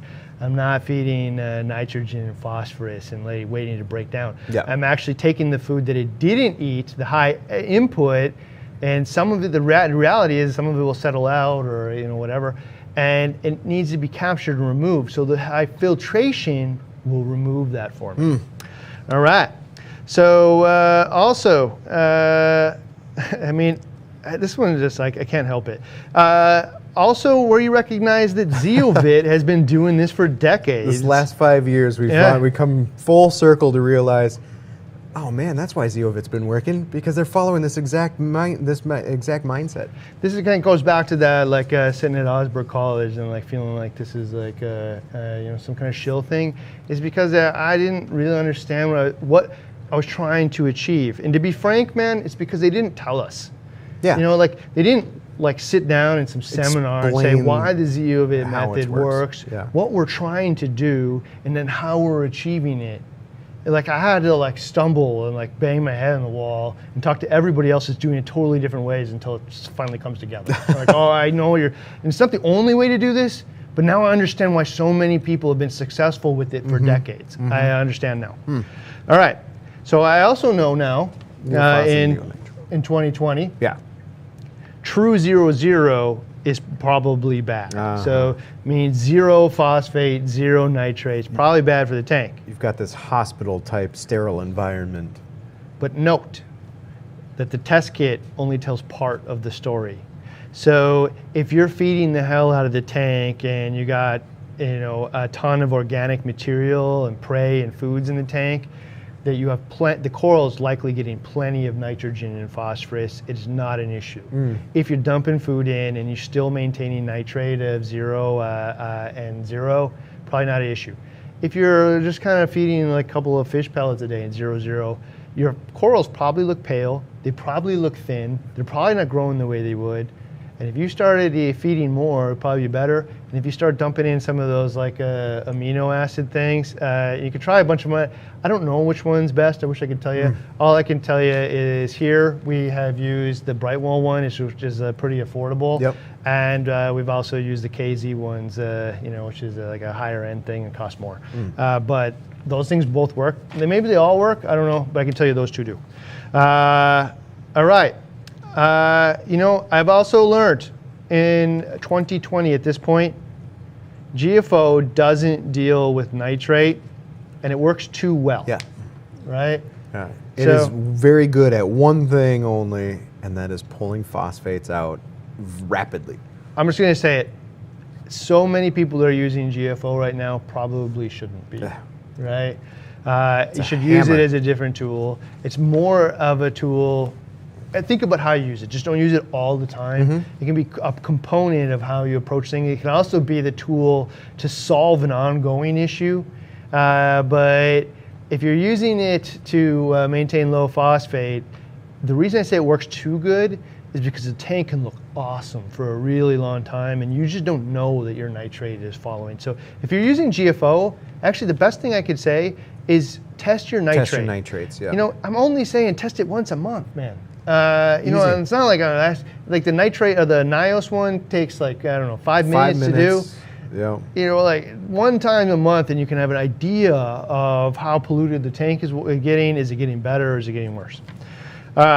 All right, so also 2020. This is a good one. Even crazier, dude, is these two things. Yeah, so the Neo Nitro and the Neo Phos. Yeah. You can actually, so we found that filtration can be too effective in some degrees, which is the next bullet after this. But within that, I don't have to try to balance so do I feed more, and feeding more, I'm still having an issue because its filtration's working too effectively. How do I scale down one of my filtration methods and approaches so that I can bring some of these back up? But now you can actually dose to solve the issue. I have a measurable dose. It tells me what it's going to do, and this was something we learned from WWC. They dose this much, it does this, and now I have an effective tool. So I'm going to tell you, for me, I don't use these two things. I just feed more. So if I can't get enough nitrate and phosphate, I just feed more. However, I got to tell you, with this tank specifically, we were dumping so much food in there, we just couldn't figure out how to get to the other side. We tried. There is a point, man, where it makes sense. If I just can't get off of 0, 0 and I just feeding so much, and I can tell my tank would benefit from it, instead of just continually dumping food, it might actually be cheaper just to dose phosphate to the tank. This is how far we've come from 2004. Dose phosphate. Dose phosphate. That's obviously this is a pro end. Tool for a pro situation. But I wouldn't tell you just go dump this in. But if you have a goal of having phosphate at non-zero and food isn't doing it for you, there's actually solutions now to that. If you would have told me in 2004 that we were going 16 years ago, purposely dosing Neo-Phos and Neo-Nitrate to the tank. You're crazy. No way, man, no way. But a lot of that came from this next bullet point too, in realizing how effective filtration can be. I think my mindset back in the day was you need a combination of all of these filtration types. I need mechanical filtration. I need a Refugium. I need a Skimmer. I can't do it all rely on one thing to do it all. And then we come to realize after testing Refugiums, after doing all of these different types of things, that these Refugiums is algae. Using algae to pull this stuff out can be way too effective. Yeah, I mean, we ended up on this tank for a long time. We ended up having to run it it was just 3 hours a day, and then it was 3 hours every other day. Yeah. Barely turn the thing on just Still to maintain some undetectable nitrate and phosphate in there. That was partially when we were doing the whole zeovit rocks and stuff at the same time. It's just all of it together was just too much. So what we found is if you light it properly, you increase the amount of energy for photosynthesis, then, man, look at this Refugium. Not only does it work, which 2004, get rid of that debate, 2015 it only kind of works. Nope, actually it could be the primary filter in your tank and suck it all out and be an entire solution. Yep. You could actually run a tank without a lot. There's benefits to other things on there, but from a nitrate and phosphate perspective, you could actually just run a Refugium and probably run 0-0 pretty easy. Easy. All right. So another thing I learned 2020 is a tank full of corals is a Refugium. That is WWC. Again, we learned a lot of lessons from WWC and just bouncing ideas and approaches off of each other. And that's where, you go to that 900 gallon, you see the WWC 900 gallon, and then we're just standing there watching them. Every hour on the hour, timer goes off, ding, feed the tank. Another hour, ding, feed the tank. And you're like, where is all of that stuff going? I mean, the fish are actively eating it, but the coral mass itself is enough to actually keep down some of those nitrates and phosphates. It doesn't have to be a piece of chaetomorpha. Nah. It can be an acro. Yeah. Soaking it up. And so that's a big thing when you see a lot of people who are like, I don't know what you guys are talking about. I don't have nitrate and phosphates. And you're looking at this tank that's like 8 years old and just filled with corals. Of coral. Well, understandably, yeah. Your tank is a Refugium, and essentially when you're fragging it, you're doing export. So I also found. Oh, this is a big one too. Yeah, like I floated this out there in the beginning. I thought this might be true. I believe this to be wholeheartedly true at this point. It just makes sense. A roller mat is more effective than a protein skimmer. This is another thing, man, I was afraid to say out loud before because I felt like people are going to bash at me, but I believe this wholeheartedly. I've had enough experience now to tell you that a roller mat done improperly, and I say roller mat because it's the Thelium one, but there's all kinds of different brands of these things now. Yeah. Go ahead, Dave. Oh, there it is. Yeah, so that's a picture of the roller mat there. And, more effective than a skimmer. So why do I say that? So a skimmer here is going to take out little particles of food. It breaks down, whatever it happens to catch, whatever happens to go through it. If it doesn't and it settles out in the sand, it's garbage. I'm telling you, I can watch it on my own tank at home.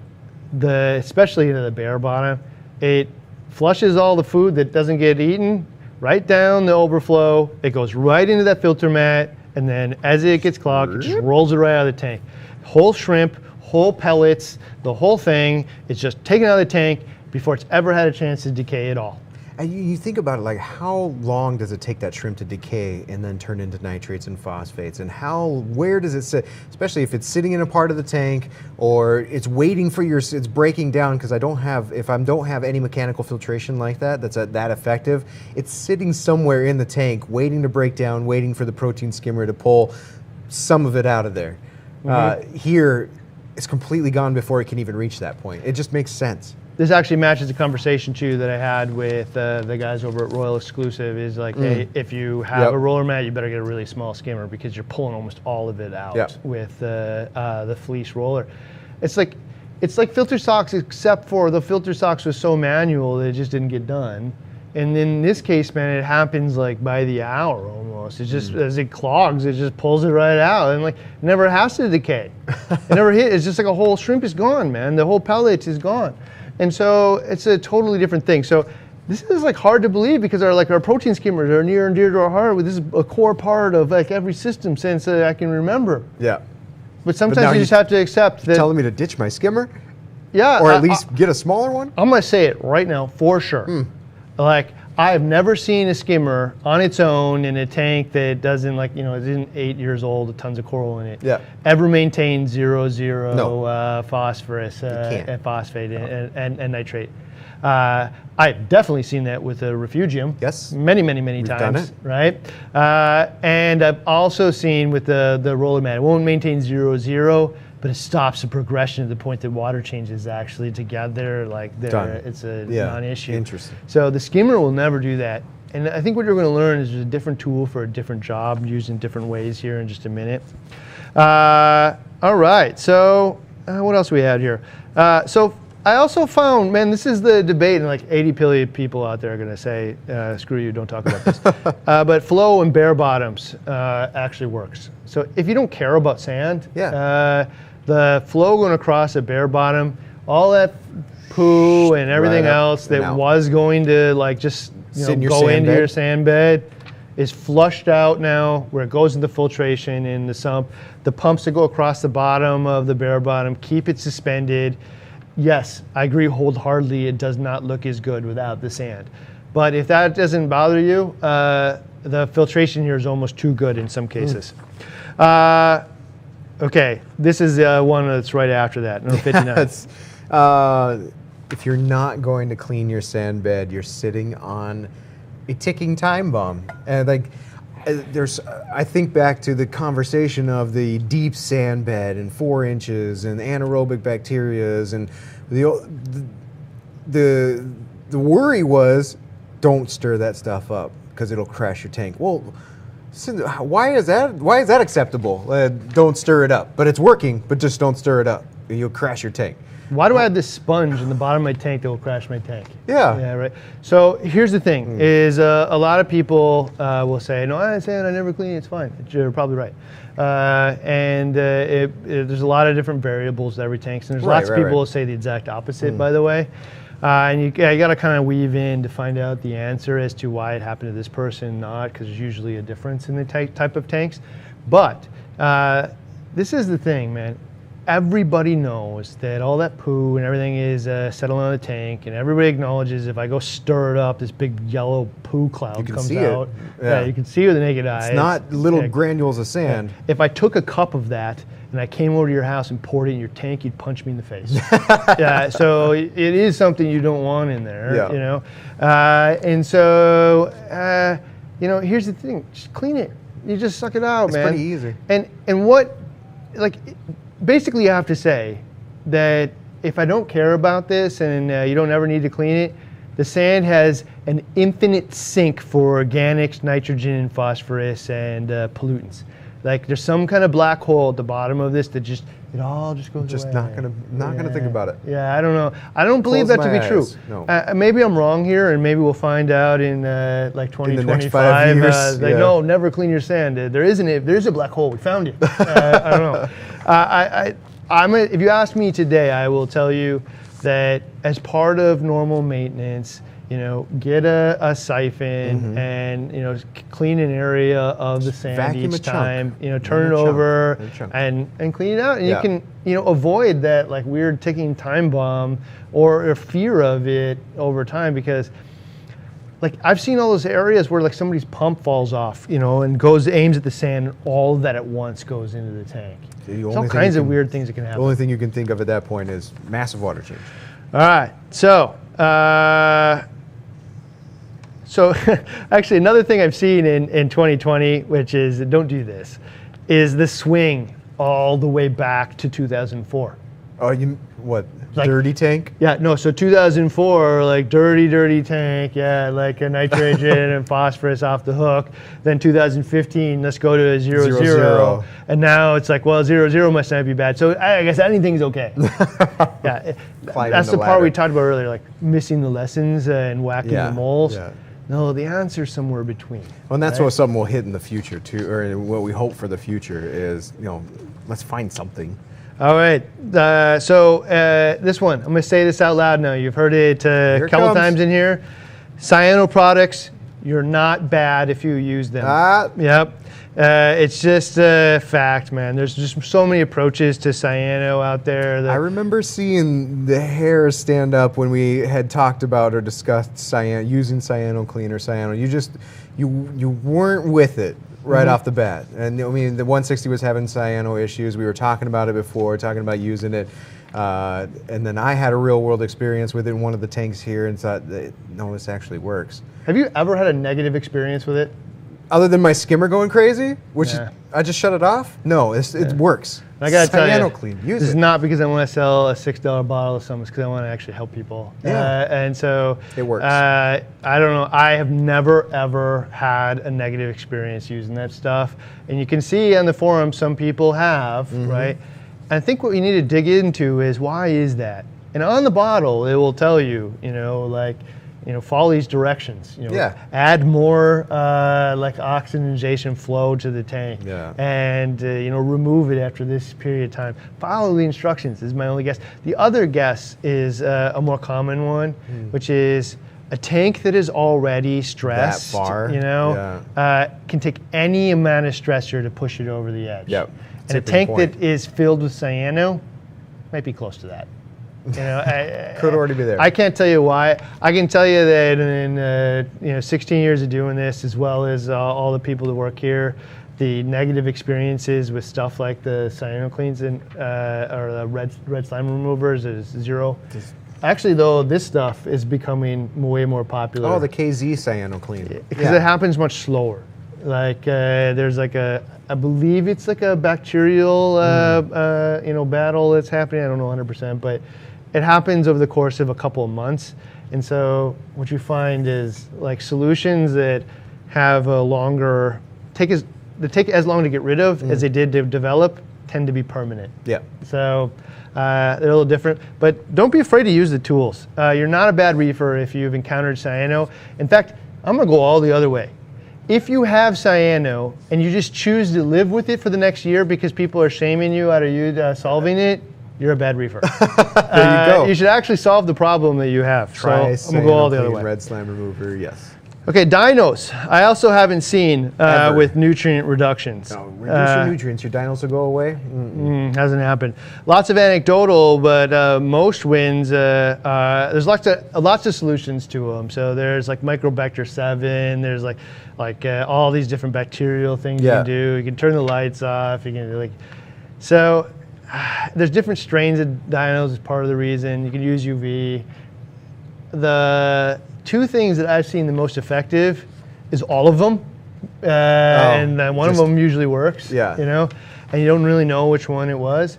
And then many times it's a form where putting a UV sterilizer just solves the thing forever. Like if you're just tired of fighting Get it suspended, run it through a UV sterilizer, and bring down. Specifically the stuff that tends to disappear at night and then reappears during the day. That one is the UV solution. So I don't know. That's what we learned about dinos and nutrients. Is nutrients.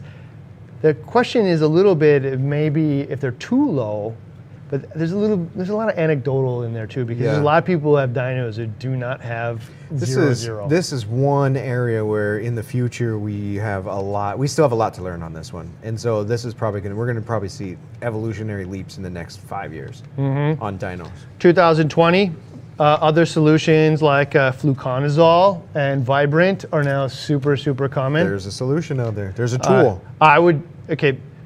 Bryopsis can make owning a reef tank very unfun. And if it's unfun, you will probably shut it down. Yeah. Right? There are risks with these tools. I have seen with my own eyes putting fluconazole in the tank, I do see what looks to me like a stress to the tank. I've seen alkalinity consumption actually go down, which means to me they're not growing as fast. They're probably irritated and pissed off. But you know what else I see? The bryopsis goes away permanently, right? It's done. Especially like if you do a double dose, or not a double dose at once, but do a dose, get it almost all the way out there, and do it again, a repeat cycle, just to knock it all the way out. Yeah. And if you can get rid of the bryopsis, the chances of your tank having a positive trajectory, even if you lost a couple of corals along the way, is actually very positive. Yeah, right. That stuff takes over on dead skeleton on the corals, and then chokes out the rest of it. We were seeing that right here on the 160. Yeah, I will say the same thing about Vibrant. We tested it here now, and it's the only thing I've ever seen eliminate bubble algae from a tank, right? We've actually seen it totally clean up algae in our experiment tanks. But I will also say, when I read about it, some people have negative experiences. So these are kind of end game tools. They have some risks associated to them, but they're now tools in the box versus quitting. That's what You know, totally different. I'd rather try a tool than just give up completely. Okay, so we still don't know nitrate and phosphate. We're going to get to that one. Yep. What the right level is. I've also learned there's a difference between preventing and fighting algae. So preventing algae is the ounce of cure, the ounce of prevention, right? Yeah. When you are fighting algae, pound of cure, right? This is your GFO. Yeah. This is all of your other stuff. Like I need the tiny little weekly solutions that help me make sure I never had this problem. Well, once the problem got out of control, what you really need is months worth of all of those little problems, kind of like, and not only necessarily just today, but for a prolonged effort. I think. I mean, that speaks to that idea that we've kind of started pointing to now in that. But like 2 months in, 2 months out. Yeah, exactly. That's exactly where I was going. Yeah, so it took you, a month to build this huge hair algae problem. You shouldn't expect to get it done in a day, a week, or what have you. You should expect a month or two to get out of the problem. That was actually, that one came from the owner of Vibrant. Jeff is like, that's how it works. And I was like, that was the best thing anybody shared with me this week. We have gotten accustomed to I have a problem, I have a big hammer, let's plug this in. If it hasn't solved it in a week, it must be garbage, right? No, man, it actually took me many months to build this problem, and the best solution will take me a few months to get out of it. And I won't actually be unhappy about that as long as you tell me up front. And I'm now looking for, probably not going to see a lot of change in the first month. And in month two, I'll start to see it get better, and month three, it might be gone. Like, if you tell me, man, I'm on board. And that's kind of like, I think, where the Cyano clean, from KZ came out. Yeah. Whereas the instant cure, the red slime or Chemi Pure, or Chemi Clean, Yep. All right, so we're getting super close to the future. I can't wait to tell you about the future here, because I have sincere desires for the next 5 years. Yeah, there's a lot and I hope everybody gets a chance to hear. Stick in there. All right. So there is pre-cycling rock avoids algae and pests. That's another lesson we learned so much from WWC. That is one that Josh says, if he had his way, Josh says, we would start any tank with rocks that have been months old rock, or we'd take rock from an old system and we'd start up a new one. He said there is something about that maturity, that first year, that with dry rock, it's just damn difficult. It's just true. There's benefits. You don't have all the weird funky pests, but this is one of those things, you get the hammer and you're smashing different problems every day, right? All right. So also 67, you haven't seen me turn the lights on my 360 yet, and this is why. Consider when you turn the lights on, but also know that you can turn them off.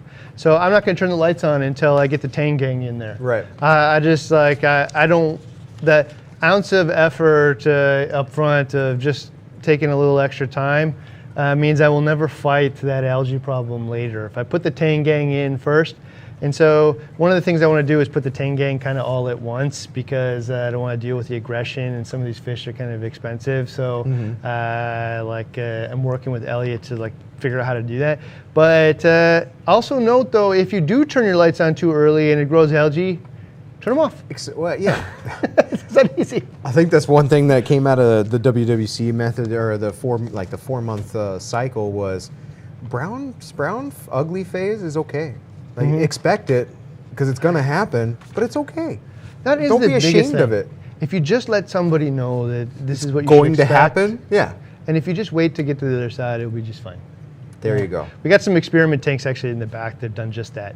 They got really terrible for a couple of weeks, or actually a couple of months, and then probably 10 weeks in, all of a sudden they look fine. So have that expectation. Yeah, I wish somebody would just tell you that, because you end up on the forums trying to solve each one of these problems as they pop up, and the problem is just don't solve it. You're just not waiting. Go away. Patience. That's tough. All right. Okay, so another one. Water changes are the hardest and most costly solution to nutrient control. Is a 180-degree difference from 15 years ago. water changes was the only solution.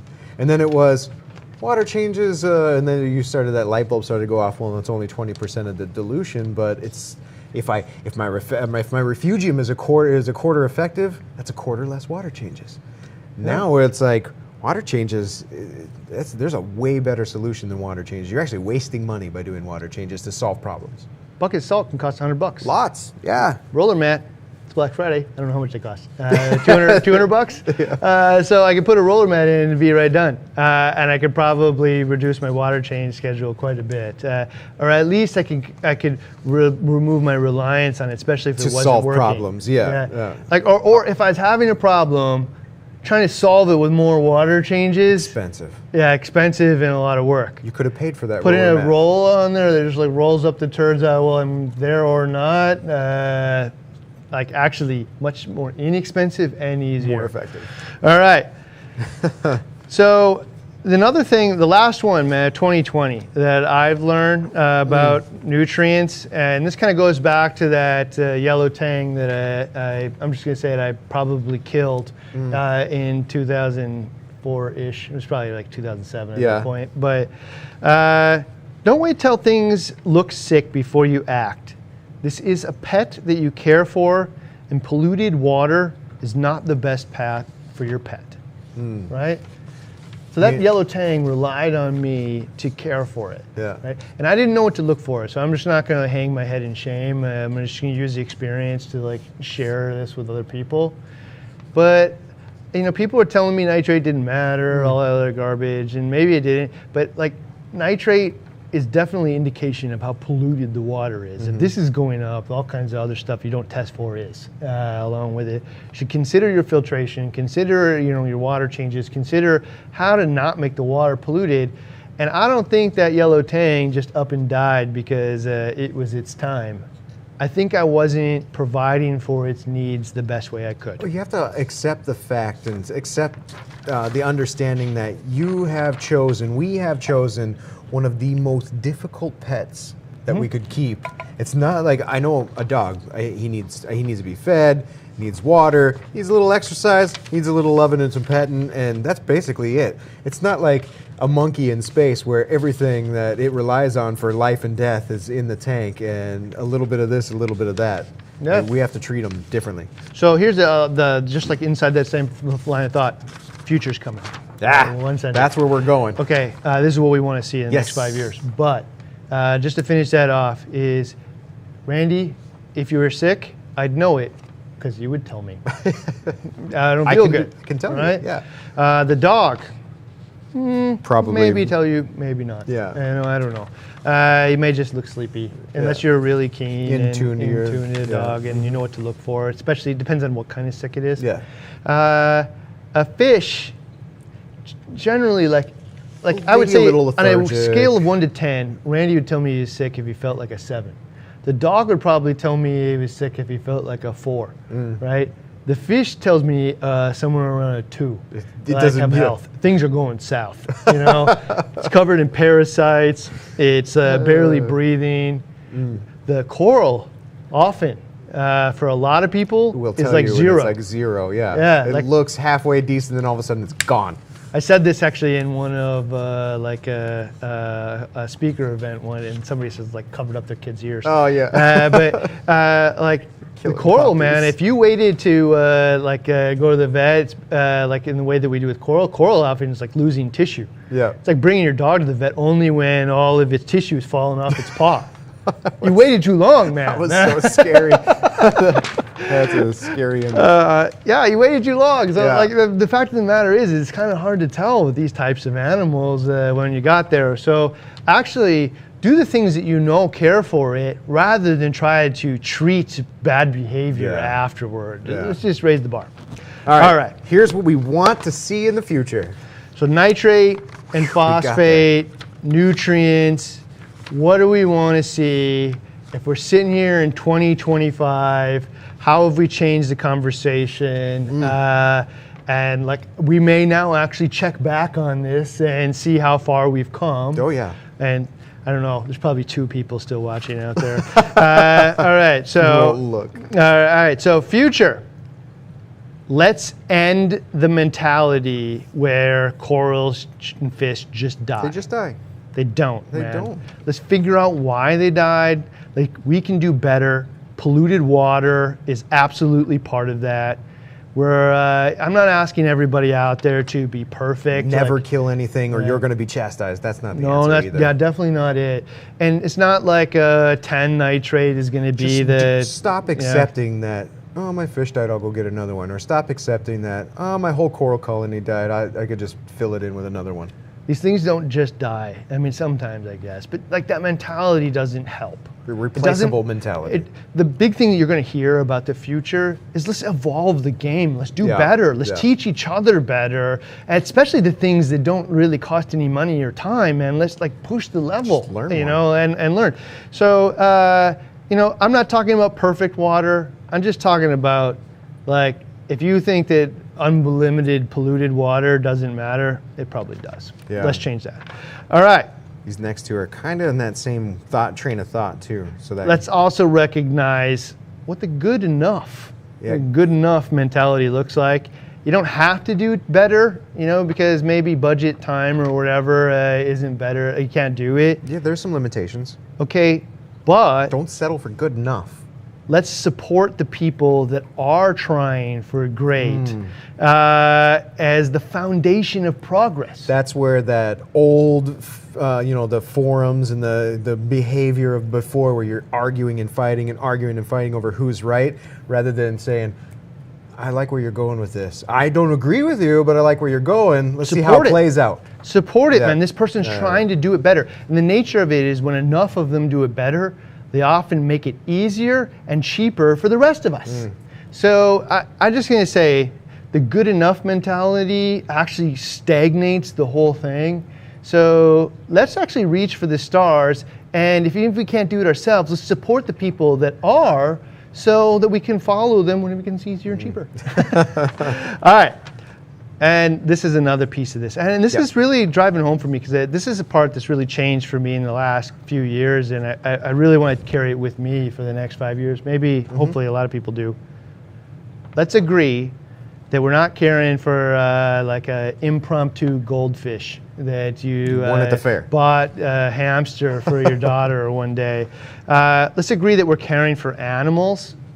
We're pet owners, really rare pet owners, many of which can actually outlive the other pets in the house. Let's treat them with respect and progress the way that we care for them and share others. I think when we're having this conversation, that's the light bulb that I see. My fish, I can consider a pet. He's swimming around. I feed him. There's like an interaction with each other. My corals, I don't really have an interaction with, other than they're just growing. But they are living organisms. Until they're this big, and you're like, and now, man. I would be devastated if I lost one of those now. If I walked out and that big colony died overnight, I'd be devastated. And I can do things that will reduce the chances of that, or increase it, or I can just choose not to care. Let's choose to care. True. All right, so those are three things, man. Actually, the foundation of the evolution. Let's start doing the other things here now. Okay, let's agree right now on a goal level or window for nitrate and phosphate. Appropriate for the zooxanthellae. Give a number. And I think that's where I wanted to call Gabe's Reef at the very top of the whole thing. He says the answer is 0.5 to 0.10 phosphates and less than 25 nitrates. So I mean, at least this is why I wanted to bring this up. Is that this is what we want to see? Is maybe that's not their answer, but an answer would be nice. We know 0.0 is not good, and we know like extremely high or unbalanced is probably not the best either. So here's the piece that I'm going to give this to you very soon, the actual numbers.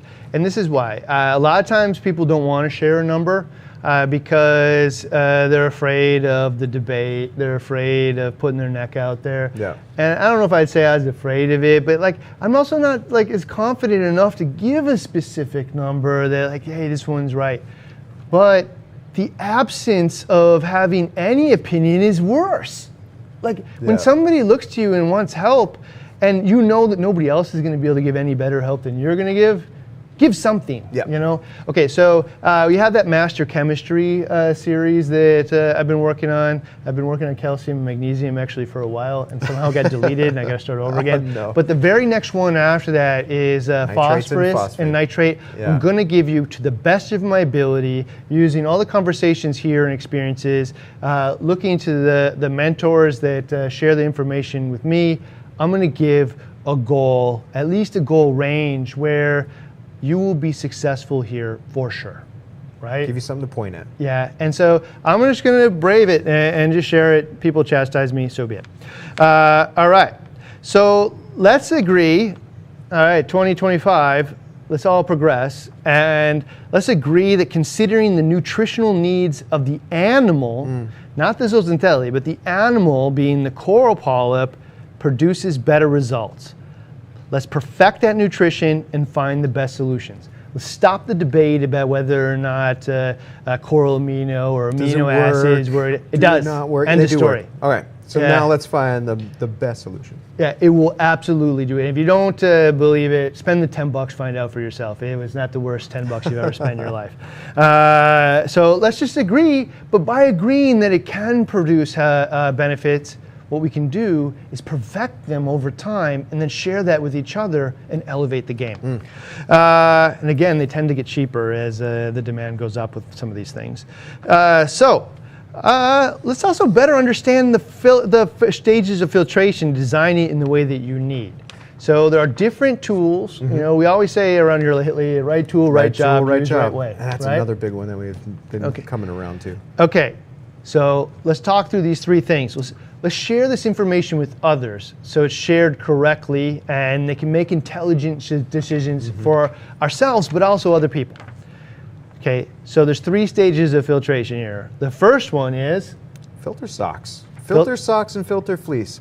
It can take whole pieces of food, whole giant chunks of fish waste and fish poo. It can take it out of the tank before it even has the chance to break down, meaning that, I mean, you've just increased your filtration. If you've never had that before and you implement it, 50% or more. This is like the evolution between the outhouse and the toilet. I just flushed it and the stuff went down the drain. It's gone. Yeah. I don't have to walk outside. I don't have to do this. So filter pad and all that stuff captures the actual food particles before it's broken down. It'll actually capture it as it's partially broken down as well, but it's the only thing in the tank they're actually going to remove the food and waste before it ever broke down. Yeah. The skimmer, stage 2. Yeah. This thing is actually going to remove it when it's largely broken down. Because you're not going to get all of it with the filter socks and the roller mat. I mean, every last little particle, there's some particles that are in the tank that are decaying that didn't make it out to the filtration, but you have an effective tool at removing it after it's broken down. So why would I want one of these?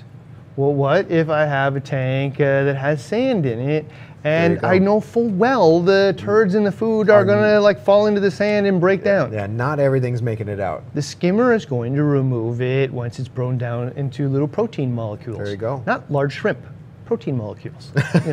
So when it's broken down to that point is when the skimmer. So know why you own the skimmer. There might be some gas exchanges reasons and other things in there, but I own this thing to catch it at that stage because my system design would benefit from it, right? Then use it intelligently to that purpose.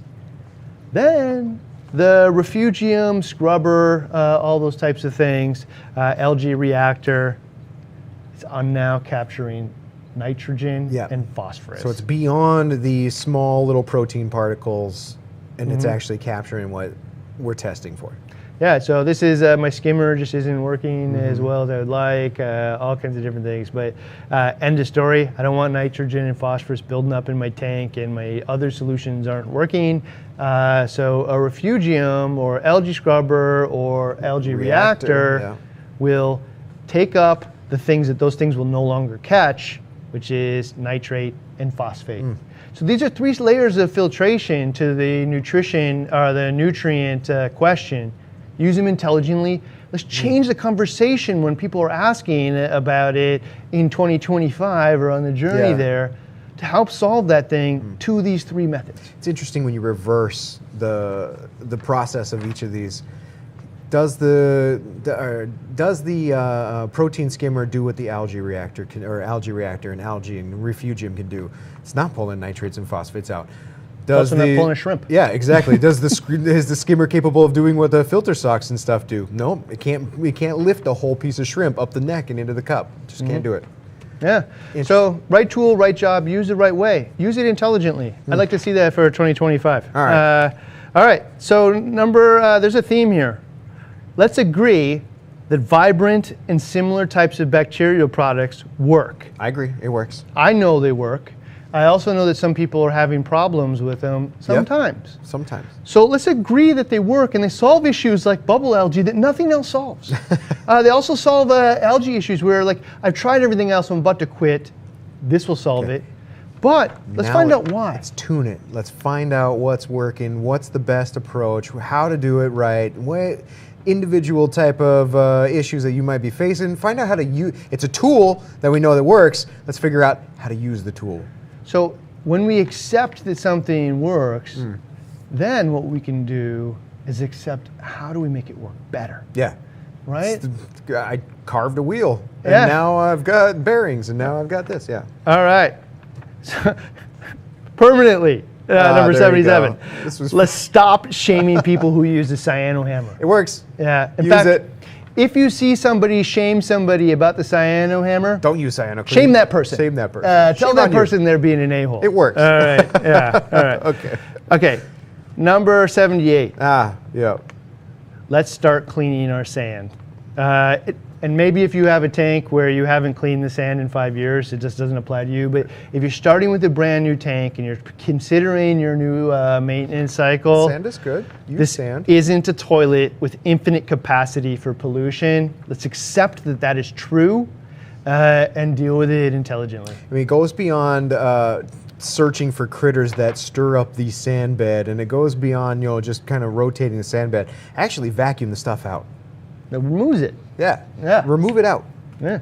And it also limits the amount, like even in mistakes that you make where it can be entered to the tank, like pumps and stuff fall. Yeah. All right. Let's also, this one is like near and dear to my heart because this is the most confusing part of asking questions on forums and Ask Beers TV. And Nobody answers questions with this question. How old is your tank? how old is your tank? Yeah. So let's accept that there's a difference between a 1 and 2 year tank and a 4 and 5 year tank or 10 years plus. Meaning, Massive difference. when we're giving advice to somebody who's setting up a 1 year tank, don't give the advice that, oh, you don't need any of that stuff, I'm just fine, nitrate, blah, blah, blah, blah. Like, Yeah, you've had your tank up for 4 or 5 years. yeah, that tank actually doesn't have those problems. It's it's apples to oranges. And you may actually have gone that way to begin with and still landed there, but if you're having like a really open dialogue, you'll also agree that, yeah, it's probably not the highest percentage path, but I made it through the gauntlet. You could too. No, what the person's actually asking for is a high percentage path. They're not saying like, if I got super lucky, could I do it this way? No, that's not what they're asking. So when you answer questions like, well, what are the nutrient paths? What the nutrient load for a tank that's in 1 to 2 years is just different than like a 5 year tank. And I'll give an example. If I got really high nitrogen and phosphorus in a brand new tank, algae is a very high likelihood. Oh. Not certainty, especially if you've nailed the Tangang and other things, but it's a high likelihood. Almost inevitable. However, 20 parts per million nitrate in a 5 year tank that's Massive coral load. I got coralline algae covering almost every surface, so algae actually making its way through is really low. Yeah. I've got tons of well-established fish that are eating it. Like they've actually been trained to eat it because they've lived in here for 5 years. Yeah. It's not the same thing. So let's give advice to the person in that 1 to 2 year thing that gives them high percentage path to get into where you're going, not the like let's roll the dice. It's all about remembering where you were. Okay. This one, every time I post my tank, somebody says, why doesn't it have sand? Why doesn't it have sand, Ryan? Why doesn't it have sand? If you don't care about sand, let's just accept that bare bottoms are the easiest way to clean and makes the mechanical filtration work better. And I'm going to tell you, when I say this, it sounds like I'm a big fan of bare bottoms, and I guess in some elements to some degree, yeah. But I still think 95% of people will have sand, and in many cases, you'll see me set up a tank with sand again. But let's acknowledge the number one reason, because I'm seeing it right now. I'm dumping food in the tank to feed the fish that are in there. Just going out. I watch the flow go right across the bottom, flushes it up, keeps it suspended, and then I can go back into the sump area and watch it roll right up. It does things that sand doesn't. Sand looks nice, and that is good enough reason to leave it in there. Yep. But if all you really care about is an easy to maintain tank, bare bottom. It might be. I mean, that's easier to swallow that pill, accepting that bare bottom is the easiest tank for filtration. If we can also swallow the pill at the same time, that one that we just said earlier about cleaning the sand. Like, if you can accept that, if you have sand and I'm going to clean it, I'm okay with that. Or if you're not okay with it, then go bare bottom. It's easier to pill to swallow. So in 2025, like, I would like to see that conversation stop about sand, not sand, and be like, something like this. I don't want Would to you like sand. a really easy to maintain tank? Does that go above your aesthetic desires for the tank? Yes, I do. Bare bottom's your thing. Yeah. Is aesthetics the number one, and you don't care, and you're willing to put in additional effort? Sand's your thing. Sand's your thing. It isn't a personal decision for you. It's for that person that's asking the question. Yep. And if it is for you, make it in that kind of terminology. There you go. All right. 81. All right, 81. All right. It's not 2004 anymore, except that UV works.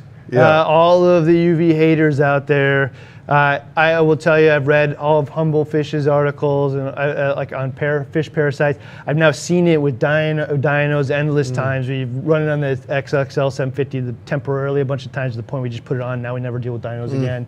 I've seen it enough times, except that UV works. It's about how it's used. You can go to my Facebook page actually and see a recent thing we did on using it at different flow rates in an experiment. You can see it on the Beers TV guy. This is one, and I don't see it in the bullets coming up here, but this is one that we talked about earlier where there's, in 2004, even some of 2015, it was very black and white. There's no room for in the middle.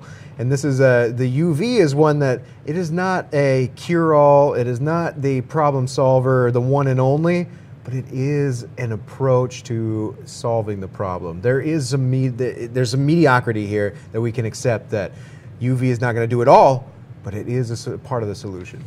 Actually, this is a really good point. I got two of them actually in relation to UV. So, in relation to today's conversation, UV will help you with some of the pest organisms that come from nutrients. Accept it, it's true.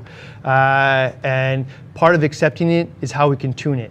And I don't want to go through the whole thing, but so my Facebook is just BR's TV guy. You can go watch the video, and you'll learn. Now, if we can accept it works, how do we tune it to make it work for the desired application? You'll see the whole story there. But I heard actually, when I used to say that in terms of fish parasites, like I bought into the whole thing, like it won't help a current outbreak of ick. I actually found, and like I was trying to go along with the flow or whatever. I now don't believe that's true. It will help with current outbreak of ick. And this is, first I got that from one of our Humble Fish's articles.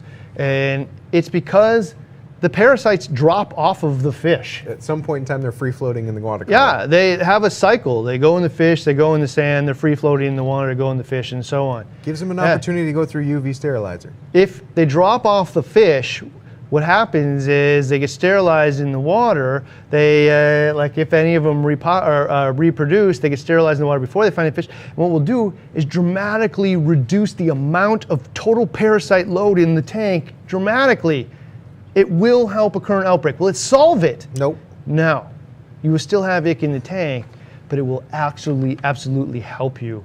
Most people probably have ick in their tank. It's just managing it. You can do a different level. And actually, I talked to Elliot today. I told him I wanted to make sure in the tank gang that I got an Achilles. And he told me don't, because you're going to have some pretty expensive fish in there, Ryan. You don't want an ick magnet. And they're like, well, why, dude? Like, you're doing all this quarantine stuff. And he's like, if you were going to only have these fish, I would agree with you 100%.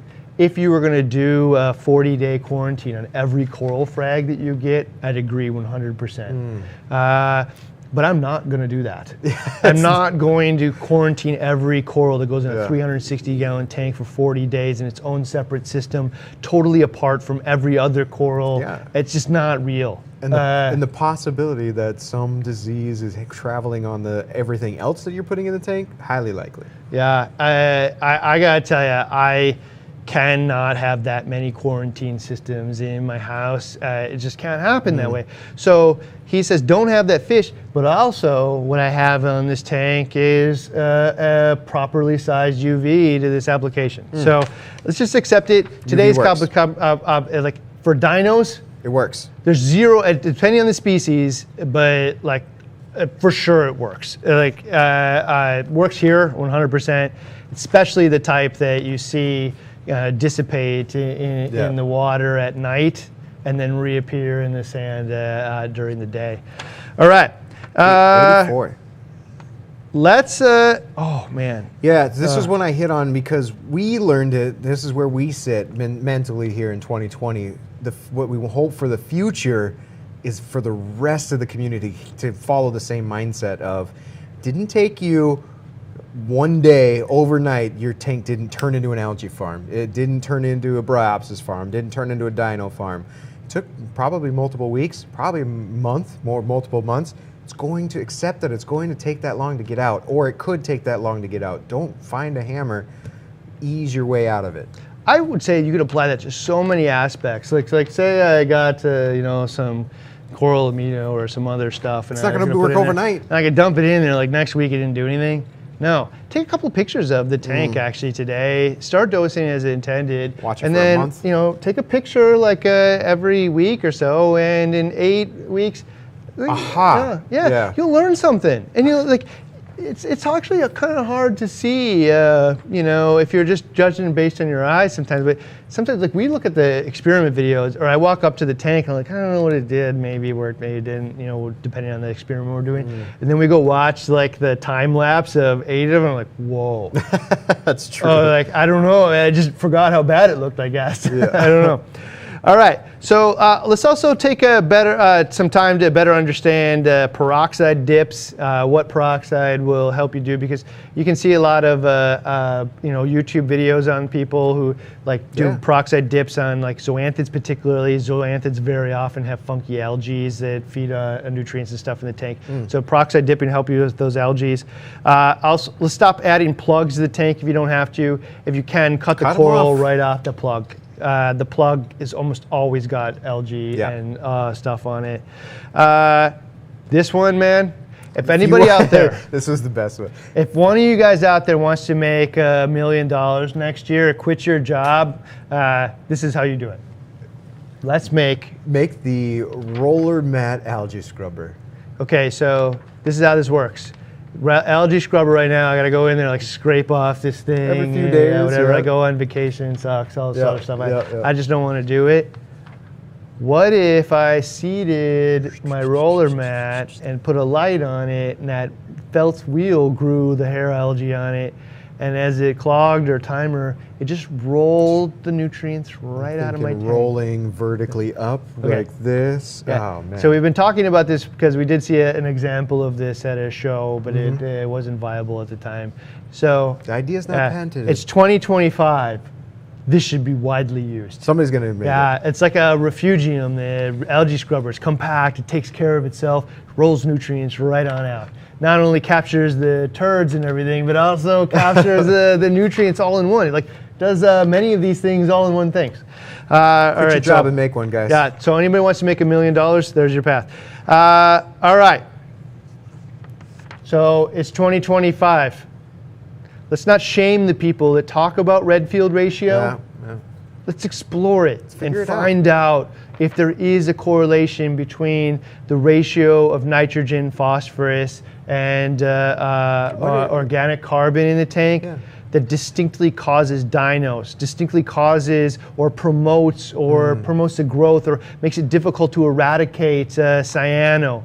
Let's find out the answers to those questions rather than just shame the people that are trying to talk about it. Yeah, it's like 3 levers to pull. So what if I turn up nitrate, turn down phosphate, increase organic carbon? Do I, boom, get dinos?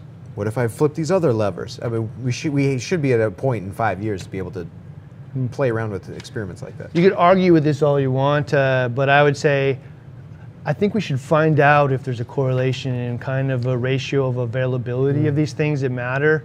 There's certainly one kind of between calcium alkalinity. Now that's a very loose correlation, but like it's there. Yeah, if we can find out if there's a correlation, it probably isn't the Redfield ratio. There's but something. The ratio that starts in the ocean is a good starting point to start from. There you go. Let's learn from there on out. You can find a different starting point if you want, but let's explore like how this works together, because it probably isn't just the right numbers. The numbers probably have a correlating impact to each other. All right. All right. This is the last one. And this is probably the most important one. Actually, you can pull up that last slide here. We missed a lot of the slides. I couldn't help it. So the last slide here is... Here you go. That makes sense. This is... Crab McJones. Crab McJones here. He's got like a... Oh, can you see it actually? The very last one. The very last one, Dave. Yep, that one. You bring it up. It's coming. There we go. Okay, so look at this. You can see this guy here has 8 million badges, and I've met him. He's a really, really nice guy. Oh yeah, he's great. As well. Shared a booth with him. Yeah, he's got more likes to his messages than he has actual messages, It actually which means something. can mean 2 things. It can mean his information's great, or it can just mean that he shares Just a nice information guy. in a polite manner. Yeah, exactly. Right? Both are important. All right, so here, come back. You can see actually he has so many badges, like 8 million different badges here. All right. So there's one, we go look back, actually, can you see the badges that he has? I can't read all those things. There's a bunch of them. Yeah, there's tons of badges. Anyway, so this is the most important thing. If 2025. 2025, here's what we're envisioning. Let's stop asking our peers for information entirely, or learning all of it from peers. Hey, you have Let's a look problem. for mentors. You have a problem with algae? I have a problem with algae. How do you fix it? I don't know. I've been doing this for 6 months. You want me to tell you how? I'm saying, yeah. Tell me how you're fixing it. Yeah, and actually, that kind of organic conversation is actually helpful to have peers. Yeah. But I actually didn't, go to college to talk to, the other people sitting at the desk next to me. I want to listen to the professor. Yeah. So let's find in 2025 on the forums, David Hammondtree, if you're listening, maybe I'll text this to him actually. On the forum, let's find a way to have clearly identified mentors. These a forum or a tag knighted. that says on this person's, and maybe they have their own forum. I don't know. Like back in the day, I gravitated to this actually back in the day. Anthony Kelfo had one. Eric Bornman had one. Dr. Ron had one. Their individual forums. I stopped going to the open forum after a while, and I started going to these people because I looked to them as mentors. And there's some that stand out, like Randy Holmes Farley, Paul B, like the Humble Fish. These are people that just stand out as authoritative figures, and I don't care. I can easily go through their thread and drown out all the noise that is going and just hone Mr. in Riddle. on their answer. Yeah, and Dana Riddle got himself his own thread too. So yeah, so their own forums is great. David Hammondtree, their own forums is great, but also a badge, man. And I don't know how you go about doing this, but a tag that says, we all agree, the community has earned, I've earned the community's trust, and my advice produces high percentage results. So a way that I can see that this guy's taller than me, older, and he's at the front of the class. Right? Because as a new reefer, and I have no idea. I've been doing this for 6 months or 12 months. I want to know who to listen to. You know, what it was before, like on Reef Central and whatnot, that badge was the post count, like the number count. And maybe I just like to talk a lot. Join date. Join date. Yeah, that's exactly what it was back then. I've been on here since like 2001. So I don't know how you do it. Maybe the community can share some thoughts, and David Hammondtree can listen to it. But Yeah, let's find a way, man, to flag the mentors within the community Lift them up. that makes it a little easier. And like, you know, embrace them. You know, it gives us an opportunity to appreciate the efforts of what they're giving too. Because a lot of these guys come day in, day out, all the time, just sharing information for anything. No, they're trying to help people. Want to help people. And they just get drowned out by like 30 other posts. And it's not that they're all wrong, the other ones, but like this one is particularly right. Yeah. How do we identify that? Hone in on the guy with the badge. All right, so that's the journey of nitrate, phosphate, nutrients, nutrition, dinos, algae, cyano shame, the whole thing. That was a good one. All right, Dropping big hammers. It is now 10:18. It took us 2 hours and 20 minutes to get here.